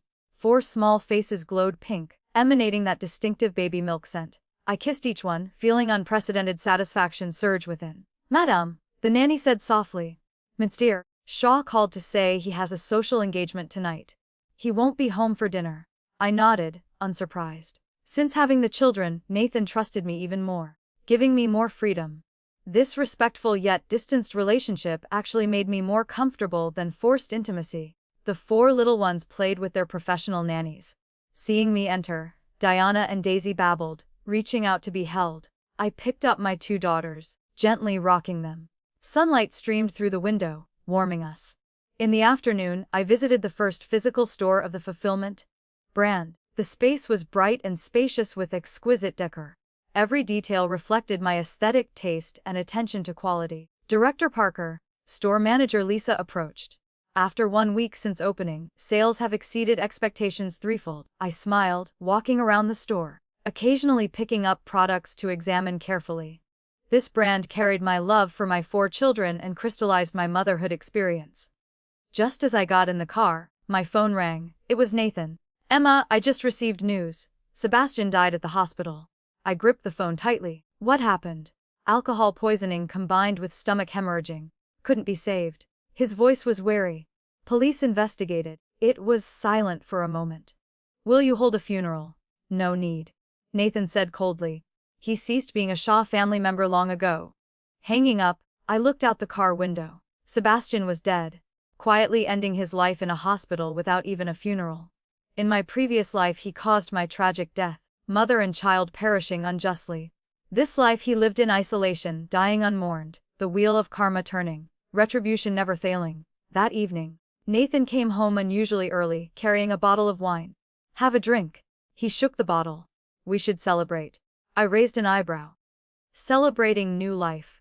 He poured wine into 2 glasses, handing me one. Sebastian is dead. Our children are healthy, business thriving. Isn't that worth celebrating? I took the glass and clinked it lightly. Very worth celebrating. After a few drinks, Nathan's gaze grew gentler. Emma, thank you for everything. I just smiled without speaking. He would never know my initial motive for marrying him was revenge. But at this moment, I was truly grateful to Nathan for giving me a new life. Oh, by the way, Nathan suddenly said, I want to give you more responsibilities. You have business acumen, much better than my old subordinates. I raised an eyebrow. Aren't you afraid I'll usurp power?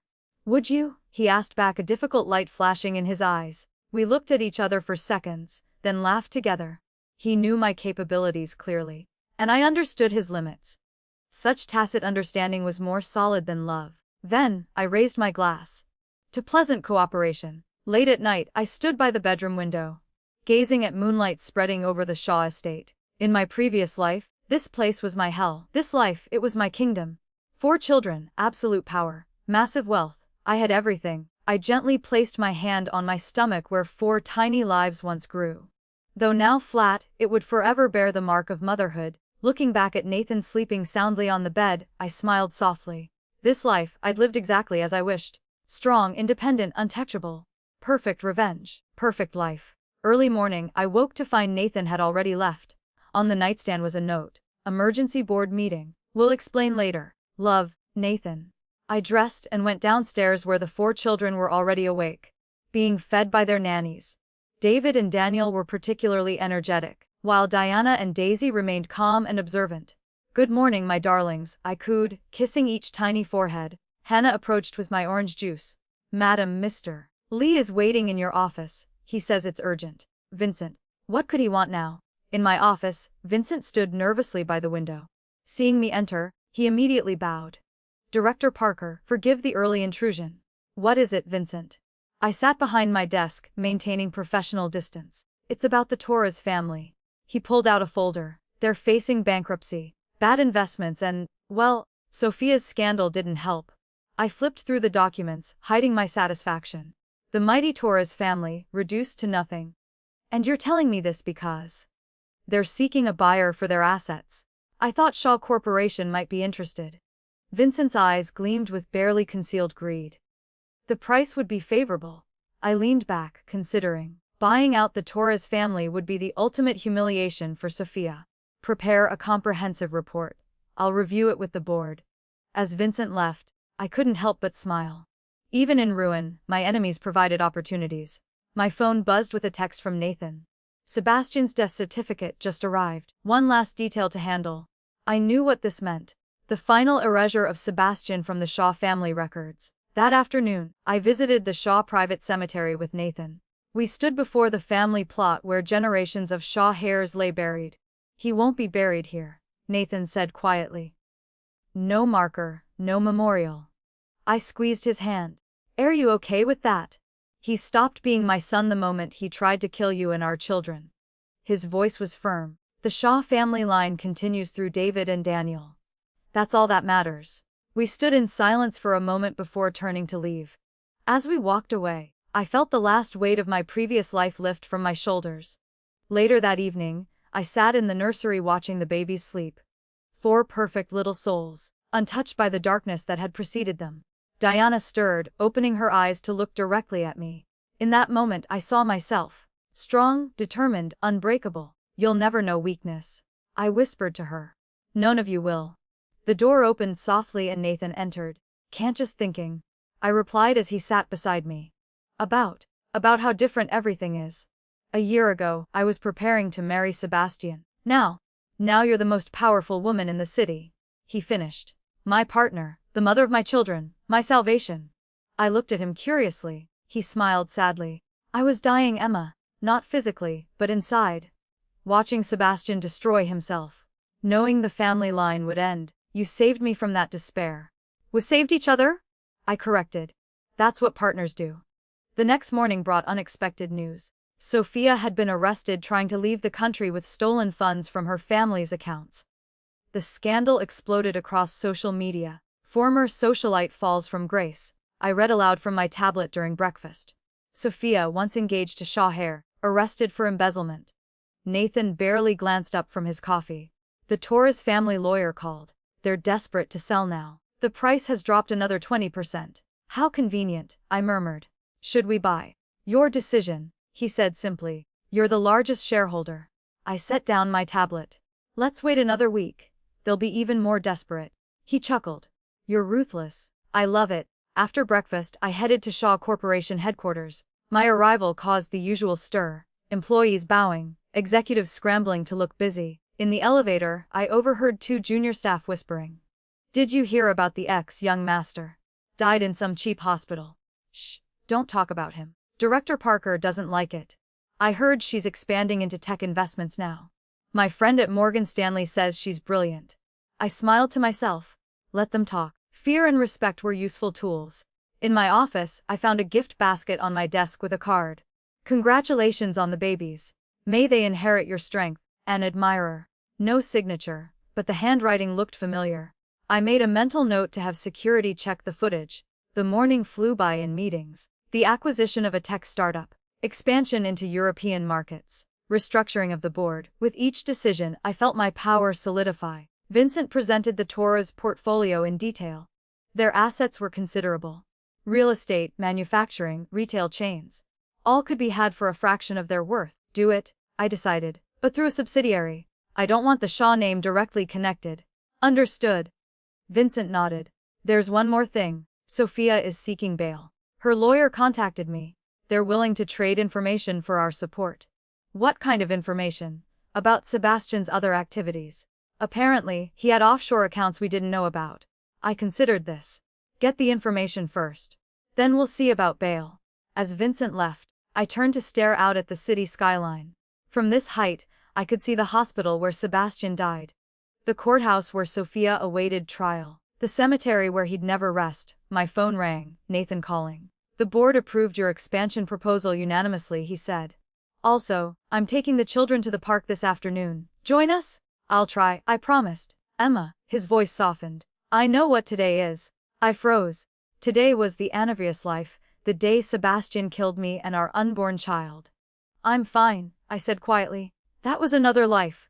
Still, take care of yourself.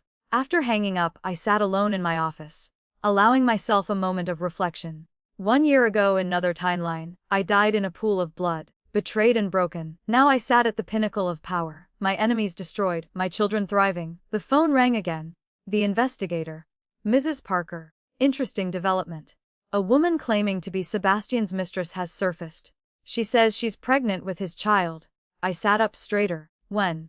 Timeline suggests before his hospitalization. She's demanding recognition and support from the Shaw family. A bitter laugh escaped me. Even in death, Sebastian caused complications. Send me everything you have, and find out if it's true. If Sebastian had a child, it would complicate things. Not legally, he'd been disowned. But emotionally for Nathan. I spent the afternoon reviewing the investigators' findings. The woman, Lily Chen, was a hostess from one of Sebastian's favorite clubs. The timeline checked out. She had photos, messages, even some gifts he'd given her. As I studied her picture, young, pretty, desperate, I felt an unexpected pang of sympathy. Another woman used and discarded by Sebastian. My decision came quickly. I called the investigator back, privately. 2 hours later, I sat across from Lily in a discreet hotel cafe. She was visibly pregnant, perhaps 5 months along. Mrs. Shaw, she began nervously. I know what you must think of me. I think you're a young woman in a difficult situation, I interrupted. Tell me what you want. Her story spilled out. The promises Sebastian made. The luxury he showed her. Then the abandonment when he got engaged to Sophia. Classic Sebastian. I don't want to cause trouble, she finished. I can't raise this baby alone. I studied her carefully. What if I told you Sebastian is dead? The color drained from her face. How? 2 days ago.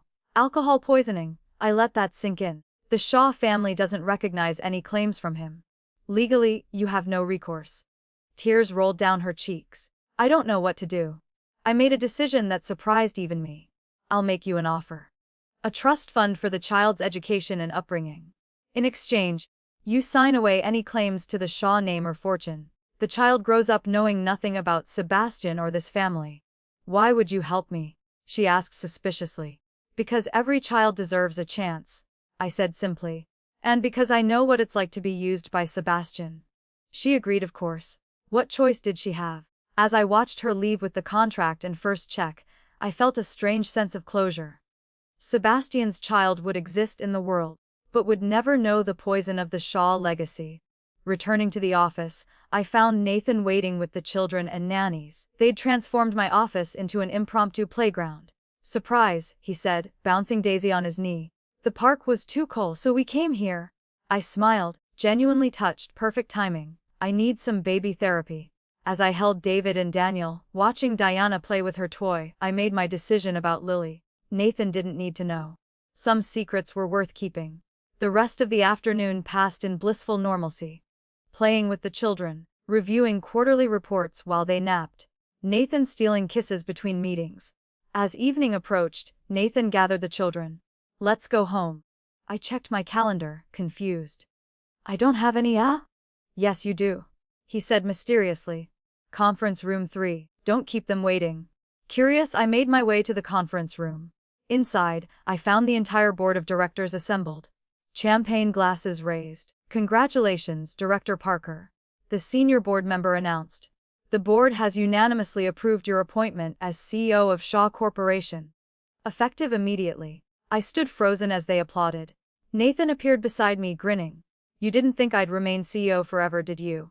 It's your company now, Emma, you've earned it. But, you built this company, I protested. And you saved it, he countered. From bad investments. From Sebastian's schemes. Shaw Corporation needs you. As I accepted congratulations from board members, my mind raced. CEO of Shaw Corporation, the ultimate position of power. In my previous life I'd been nothing but a broodmare. Now I stood at the helm of a multi-billion-dollar empire. The celebration continued, but I slipped away to my new CEO office. Larger, more imposing, with a view of the entire city. Nathan found me there, staring out at the lights below. No, I said slowly. It feels right, like everything has led to this moment. He wrapped his arms around me from behind. I'll still be here, chairman of the board, your advisor whenever you need, but this is your time now. Our time? I corrected. We're partners, remember? As we stood there, the city lights twinkling below, I thought about the journey. From victim to victor. From pawn to queen. The ultimate revenge wasn't just destroying my enemies, it was rising so high they became insignificant specks below. My phone buzzed with messages. Congratulations, interview requests, business proposals. The world wanted to know about Emma Parker Shaw. The woman who conquered the Shaw Empire. Let them wonder. Let them speculate. They'd never know the full truth, the rebirth, the revenge, the careful orchestration of every move. All they needed to know was that I'd won. Shall we go home? Nathan asked. The children will be getting fussy. In a moment, I said, savoring this victory. Just one more moment. As the sun set over my city, yes, my city now, I smiled. Perfect life. Perfect ending. Except, this wasn't an ending. It was just the beginning. 3 months later, I stood before Shaw Corporation's annual shareholders meeting, presenting record-breaking profits. The acquisition of Torres Industries alone had yielded a 40% return. Ladies and gentlemen, I announced, Shaw Corporation is entering a new era of expansion. Our mother and baby brand fulfillment is now international. Our tech investments have tripled. And today, I'm announcing our latest venture, Shaw Charitable Foundation. The foundation was my particular pride. It would support women and children in difficult circumstances. Women like I had been. Children like Sebastian's unknown heir. After the meeting, a familiar face approached. Dr. Lee from Harmony Hospital. Director Shaw, he bowed deeply. I wanted to thank you personally. The new children's wing you funded has saved dozens of premature babies already. Just keeping a promise, I said, thinking of my own 4 miracles. As the day wound down, I returned to my office to find an unexpected visitor. Sophia's mother. She looked haggard, aged 10 years in the past few months. Emma, she began, swallowing her pride. I've come to apologize. And to beg. Begging doesn't suit you, Mrs. I said coolly. What do you want? Mercy, she said simply. Sophia is looking at 10 years in prison. The lawyer says with your influence.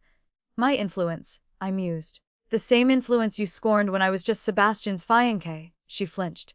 I was wrong, please. She's my only daughter. I let her squirm for a moment. I'll consider it. But Sophia testifies about everything.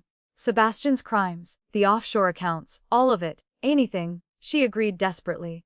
As she left, I felt another piece of the past slot into place. Even my enemies now came to me for salvation. That evening, I arrived home to chaos. David had learned to walk and was terrorizing his siblings. Daniel followed close behind, while Diana and Daisy watched with identical expressions of disdain. Mama. They caroused, reaching for me. How are my little emperors and empresses? I laughed, scooping them up. Nathan appeared, looking frazzled. They've been particularly energetic today. I may have made a tactical error giving them sugar. You didn't, I groaned. Ice cream, he admitted. They looked at me with those eyes, softy, I accused, but kissed him anyway. As we wrangled the children for bedtime, I marveled at the domesticity of it. The feared CEO of Shaw Corporation, reduced to singing lullabies and changing diapers. Later, with the children finally asleep, Nathan and I retreated to our study. He poured wine while I reviewed the day's reports. Lily had the baby, I mentioned casually. A boy, healthy. Nathan's hand paused. Sebastian's. Yes. I've been monitoring the situation. I met his eyes. I set up a trust. Anonymous. The child will be provided for but will never know about us. He was quiet for a long moment. You're more generous than I would be. Every child deserves a chance. I repeated my earlier words. Besides, he's your grandson. Even if we never acknowledge it. Nathan set down his wine and pulled me close. Have I told you today that you're remarkable?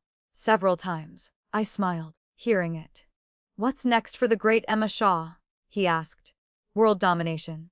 Tempting. I laughed. But I think I'll settle for raising our children and running our empire. Our empire, he repeated. I liked the sound of that. The next morning brought fresh challenges. A hostile takeover attempt from a European conglomerate. I smiled as I reviewed their offer. They had no idea who they were dealing with. By noon, I'd not only blocked their attempt but initiated a counter-takeover. By market close, Shaw Corporation had absorbed 3 of their subsidiaries. Remind me never to cross you, Vincent said admiringly as we wrapped up the acquisition. Wise policy. I agreed. In the afternoon, I visited the Shaw Charitable Foundation's first shelter for women and children. Walking through the bright, safe spaces, I remembered my own desperation in my previous life. Mrs. Shaw. The director approached. We have a special request. A young woman pregnant, escaping an abusive situation. She has nowhere else to go. Bring her in, I said immediately. Whatever she needs. As I toured the facility, my phone rang. The investigator. Mrs. Shaw, thought you should know. They're moving Sebastian's remains today. The city reclaimed the burial plot for non-payment. Even in death, Sebastian faced indignity. Let them? I said. He's not our concern anymore. That evening I stood on the terrace of our villa, watching my children play in the garden. 4 beautiful souls, untouched by the darkness of their origins. Nathan joined me, wrapping his arms around my waist. Penny, for your thoughts. Just thinking how different everything could have been, I admitted. If I hadn't been reborn. If I hadn't made different choices, but you were. And you did, he said simply. And here we are. Here we were indeed. Masters of an empire, parents to 4 perfect children. Partners in every sense. The Shaw family curse of single heirs was broken. The cycle of pain ended. As twilight descended, painting the sky in shades of gold and crimson, I felt a profound sense of completion. Not because my revenge was complete, it had been for months, but because I'd built something greater from the ashes of my former life. Mom. David called, toddling toward us with his siblings in pursuit. Story. Story? Which story would you like? I asked, gathering them close. The one about the princess. Diana demanded. I smiled, thinking of my own story. A princess who became a queen. Not through marriage or birthright, but through her own strength and determination. Once upon a time, I began, there was a brave princess who learned that the best revenge is a life well lived. As I spun tales for my children, the stars emerged one by one. Nathan listened too, his hand in mine. Our empire secure, our family complete. In my previous life, Sebastian had killed me with a kick fueled by drunken rage. In this life, I'd destroyed him with careful planning and cold precision. But more than that, I'd built a life so magnificent that his memory became nothing more than a footnote in my grand story. The ultimate revenge, it wasn't his destruction. It was my triumph, my happiness, my fulfillment. As the children yawned and Nathan carried them inside for bed, I lingered on the terrace. The city below sparkled with promise. The Shaw Corporation building standing tallest among the lights. Thank you, I whispered to whatever force had given me this second chance. Tomorrow would bring new challenges, new victories, but tonight I was simply Emma Shaw, mother, wife, CEO survivor, and that was more than enough. In the distance, a shooting star blazed across the sky. I didn't make a wish. I had everything I could ever want. The next morning, life continued its beautiful rhythm. Breakfast with the children, reviewing merger proposals, lunch with potential investors, afternoon at the foundation. But as I signed documents in my office, my assistant knocked urgently. Mrs. Shaw, there's a situation. A woman in the lobby claims to be your sister. I froze. In my previous life, I'd had no family. In this one, I'd never looked back at my origins. Send her up, I decided. But have security standing by. The woman who entered hauntingly familiar. Same eyes, same bone structure, but worn down by hard living. Emma, she said hesitantly. It's me, Julie, your sister. Memories flooded back. Not from this life, but from before. A sister I'd lost contact with when our parents died. She'd been abroad, unreachable. I'd been alone. Julie, how do you find me? Are you kidding? CEO of Shaw Corporation. When I saw your picture. She gestured helplessly. I couldn't believe it was really you. We talked for hours. Her story was one of struggle, failed marriage, dead-end jobs scraping by, so different from my path. I'm not here for money, she said quickly. I missed my sister. Looking at her, I made another decision that would have shocked my former self. Family, I'd built a new one. But here was a piece of my old life. Stay for dinner, I offered. Meet my husband and children. We'll figure out the rest. Her tears told me I'd made the right choice. That evening, as Julie charmed my children with stories of our childhood, Nathan pulled me aside. You're full of surprises, he murmured. Good ones, I hope. The best ones. As the weeks passed, Julie integrated into our lives. She had a gift with children, becoming an unofficial fifth nanny. The children adored their Aunt Julie, and I found unexpected joy in having family beyond what I'd built. One morning, she joined me for breakfast after the children left for their enrichment classes. I still can't believe this is your life, she said, gesturing at the opulent dining room. Sometimes neither can I admitted. Julie, there's something I never told anyone. About how I got here. I don't know why I felt compelled to share, but I told her everything. The previous life, Sebastian's cruelty, my death and rebirth. She listened without interrupting, her face cycling through shock, anger, and amazement. That explains so much, she finally said. The way you look at the children sometimes, like you're seeing miracles. The way you hold yourself, like someone who's conquered death itself. You believe me? Emma, I lost you once. The fact that I'm sitting here with you now, I'd believe anything. She reached across the table, squeezing my hand. I'm glad you got your second chance. And that you made the most of it. Having someone who knew my whole truth was unexpectedly liberating. Julie became my confidante. The keeper of my secret. The bridge between who I'd been and who I'd become. Meanwhile, Shaw Corporation continued its meteoric rise. We acquired companies, launched new ventures. My reputation grew. The ice queen of the boardroom. The philanthropist with a heart. The mother who balanced it all. 1 year after Sebastian's death, I received an unexpected package. Inside was a letter and a small velvet box. The letter was from Lily. Mrs. Shaw, I wanted you to know that we're doing well. My son is healthy and happy. I've named him Lucas. It means bringer of light. Thank you for giving us a chance at a good life. I've enclosed something I thought you should have. The box contained a ring.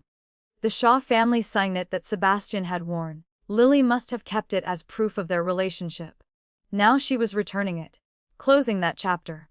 I held the ring up to the light. Such a small thing to represent such a twisted legacy. Making a decision, I walked to my office balcony and hurled it into the wind. Let the city swallow it. The past had no power here. That evening, as Nathan and I tucked the children into bed, Diana asked an unexpected question. Mommy, why don't we have grandparents like our friends? I exchanged a look with Nathan. We'd known this day would come. Your grandfather passed away before you were born, Nathan said carefully. And your grandmother? She's been gone a long time. What about our uncle?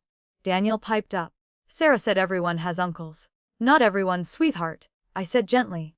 Families come in all shapes and sizes. We have each other, and Aunt Julie. And that's what matters. They accepted this with the easy faith of children. But I knew harder questions would come as they grew. Someday, they might learn about Sebastian. When they did, I'd tell them a carefully edited truth. That sometimes people lose their way, and the best we can do is choose a different path. Later, Nathan and I sat by the fireplace, watching flames dance. Do you ever regret it? He asked suddenly. The path we took. No, every hesitation. Every choice led us here. Even the painful ones. Especially Sebastian. I turned to face him. Without him, I never would have married you. Never would have had our children. Never would have become who I am. Then here's to poor choices leading to perfect outcomes. Nathan raised his glass. We tossed it, the fire crackling between us, our children safe upstairs, our empire secure. In the end, the sweetest revenge wasn't destruction. It was transformation. I'd taken the worst moment of my life and alchemized it into gold. As the months turned to years, life settled into a beautiful rhythm. The children grew from toddlers to preschoolers, each developing distinct personalities. David, the leader, always first to try new things. Daniel, the peacemaker, gentle and thoughtful. Diana, the strategist, watching and planning before acting. Daisy, the free spirit, dancing through life with infectious joy. Shaw Corporation expanded globally. We were no longer just a business empire but a force for change. The fulfillment brand became synonymous with quality and care. The charitable foundation touched thousands of lives. One spring morning, I stood in my office reviewing plans for our newest venture, a medical research facility focused on fertility treatments, helping women who, like my former self, struggled with conception. Apisive, a voice said from the doorway. I turned to find Dr. Catherine, the obstetrician who delivered my quadruplets. Dr. Catherine, what brings you here? Your husband invited me, said you might need a medical director for your new facility. She smiled. I've been following your work. What you've built is remarkable. I had good motivations, I said simply. As we discussed the facility, my mind wandered to all the women who would benefit. Women trapped in marriages like mine had been. Women desperate for children. Women who needed hope. The irony wasn't lost on me. Sebastian had married me for my fertility. Now I was using my power to help others overcome their struggles with the very thing that had once made me valuable to him. That afternoon, I visited the cemetery where Nathan's parents were buried. I brought flowers as I did every month. Not for them, I'd never known them. But for the woman I'd been. Your son is happy. I told the headstones. Your grandchildren are perfect. The family line is secure. I never mentioned Sebastian. Some names didn't deserve to be spoken in sacred places. As I returned to my car, my phone rang. Julie, breathless with excitement. You'll never guess. I've been accepted to university. The program you recommended. That's wonderful. I'd encouraged her to pursue her education, offering to cover the costs. I'm so proud of you. None of this would have happened without you, she said, emotional. You saved my life, Em. We saved each other, I corrected. And it was true. Julie had given me something I hadn't known I needed. A connection to who I'd been before all of this. A reminder that Emma had existed before becoming Emma Shaw. That evening, our family gathered for dinner. Nathan had cooked, a rare treat that usually resulted in cheerful chaos. The children chattered about their day. Julie shared her university news, and I sat back, absorbing it all. This was what victory looked like. Not the boardroom triumphs or the wealth or the power.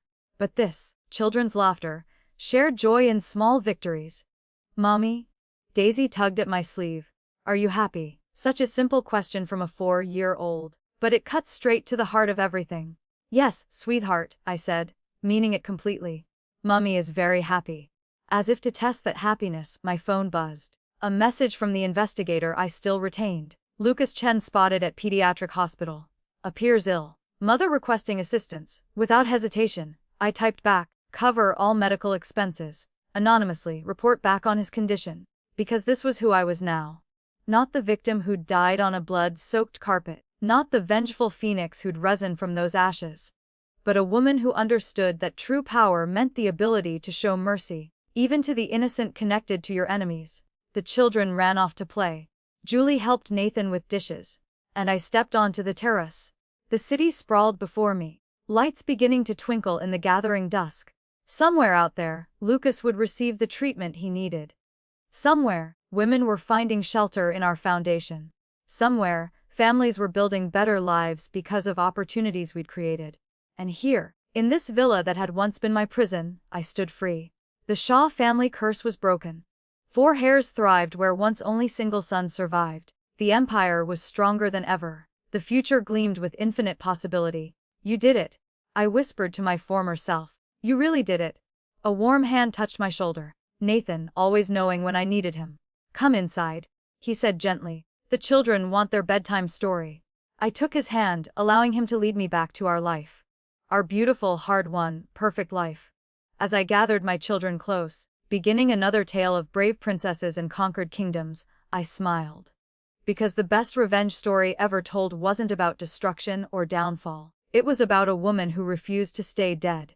Who turned her pain into power. Who built an empire from the ashes of her suffering. It was about me. And it was only the beginning. Years passed. The children grew. Shaw Corporation became a global powerhouse. The foundation saved countless lives. And through it all, I remained vigilant. Not out of fear, but out of wisdom. I'd learned that happiness must be protected. That victory must be maintained. That even in triumph, one must never forget the lessons of defeat. On the 10th anniversary of my rebirth, I stood once again in my CEO office.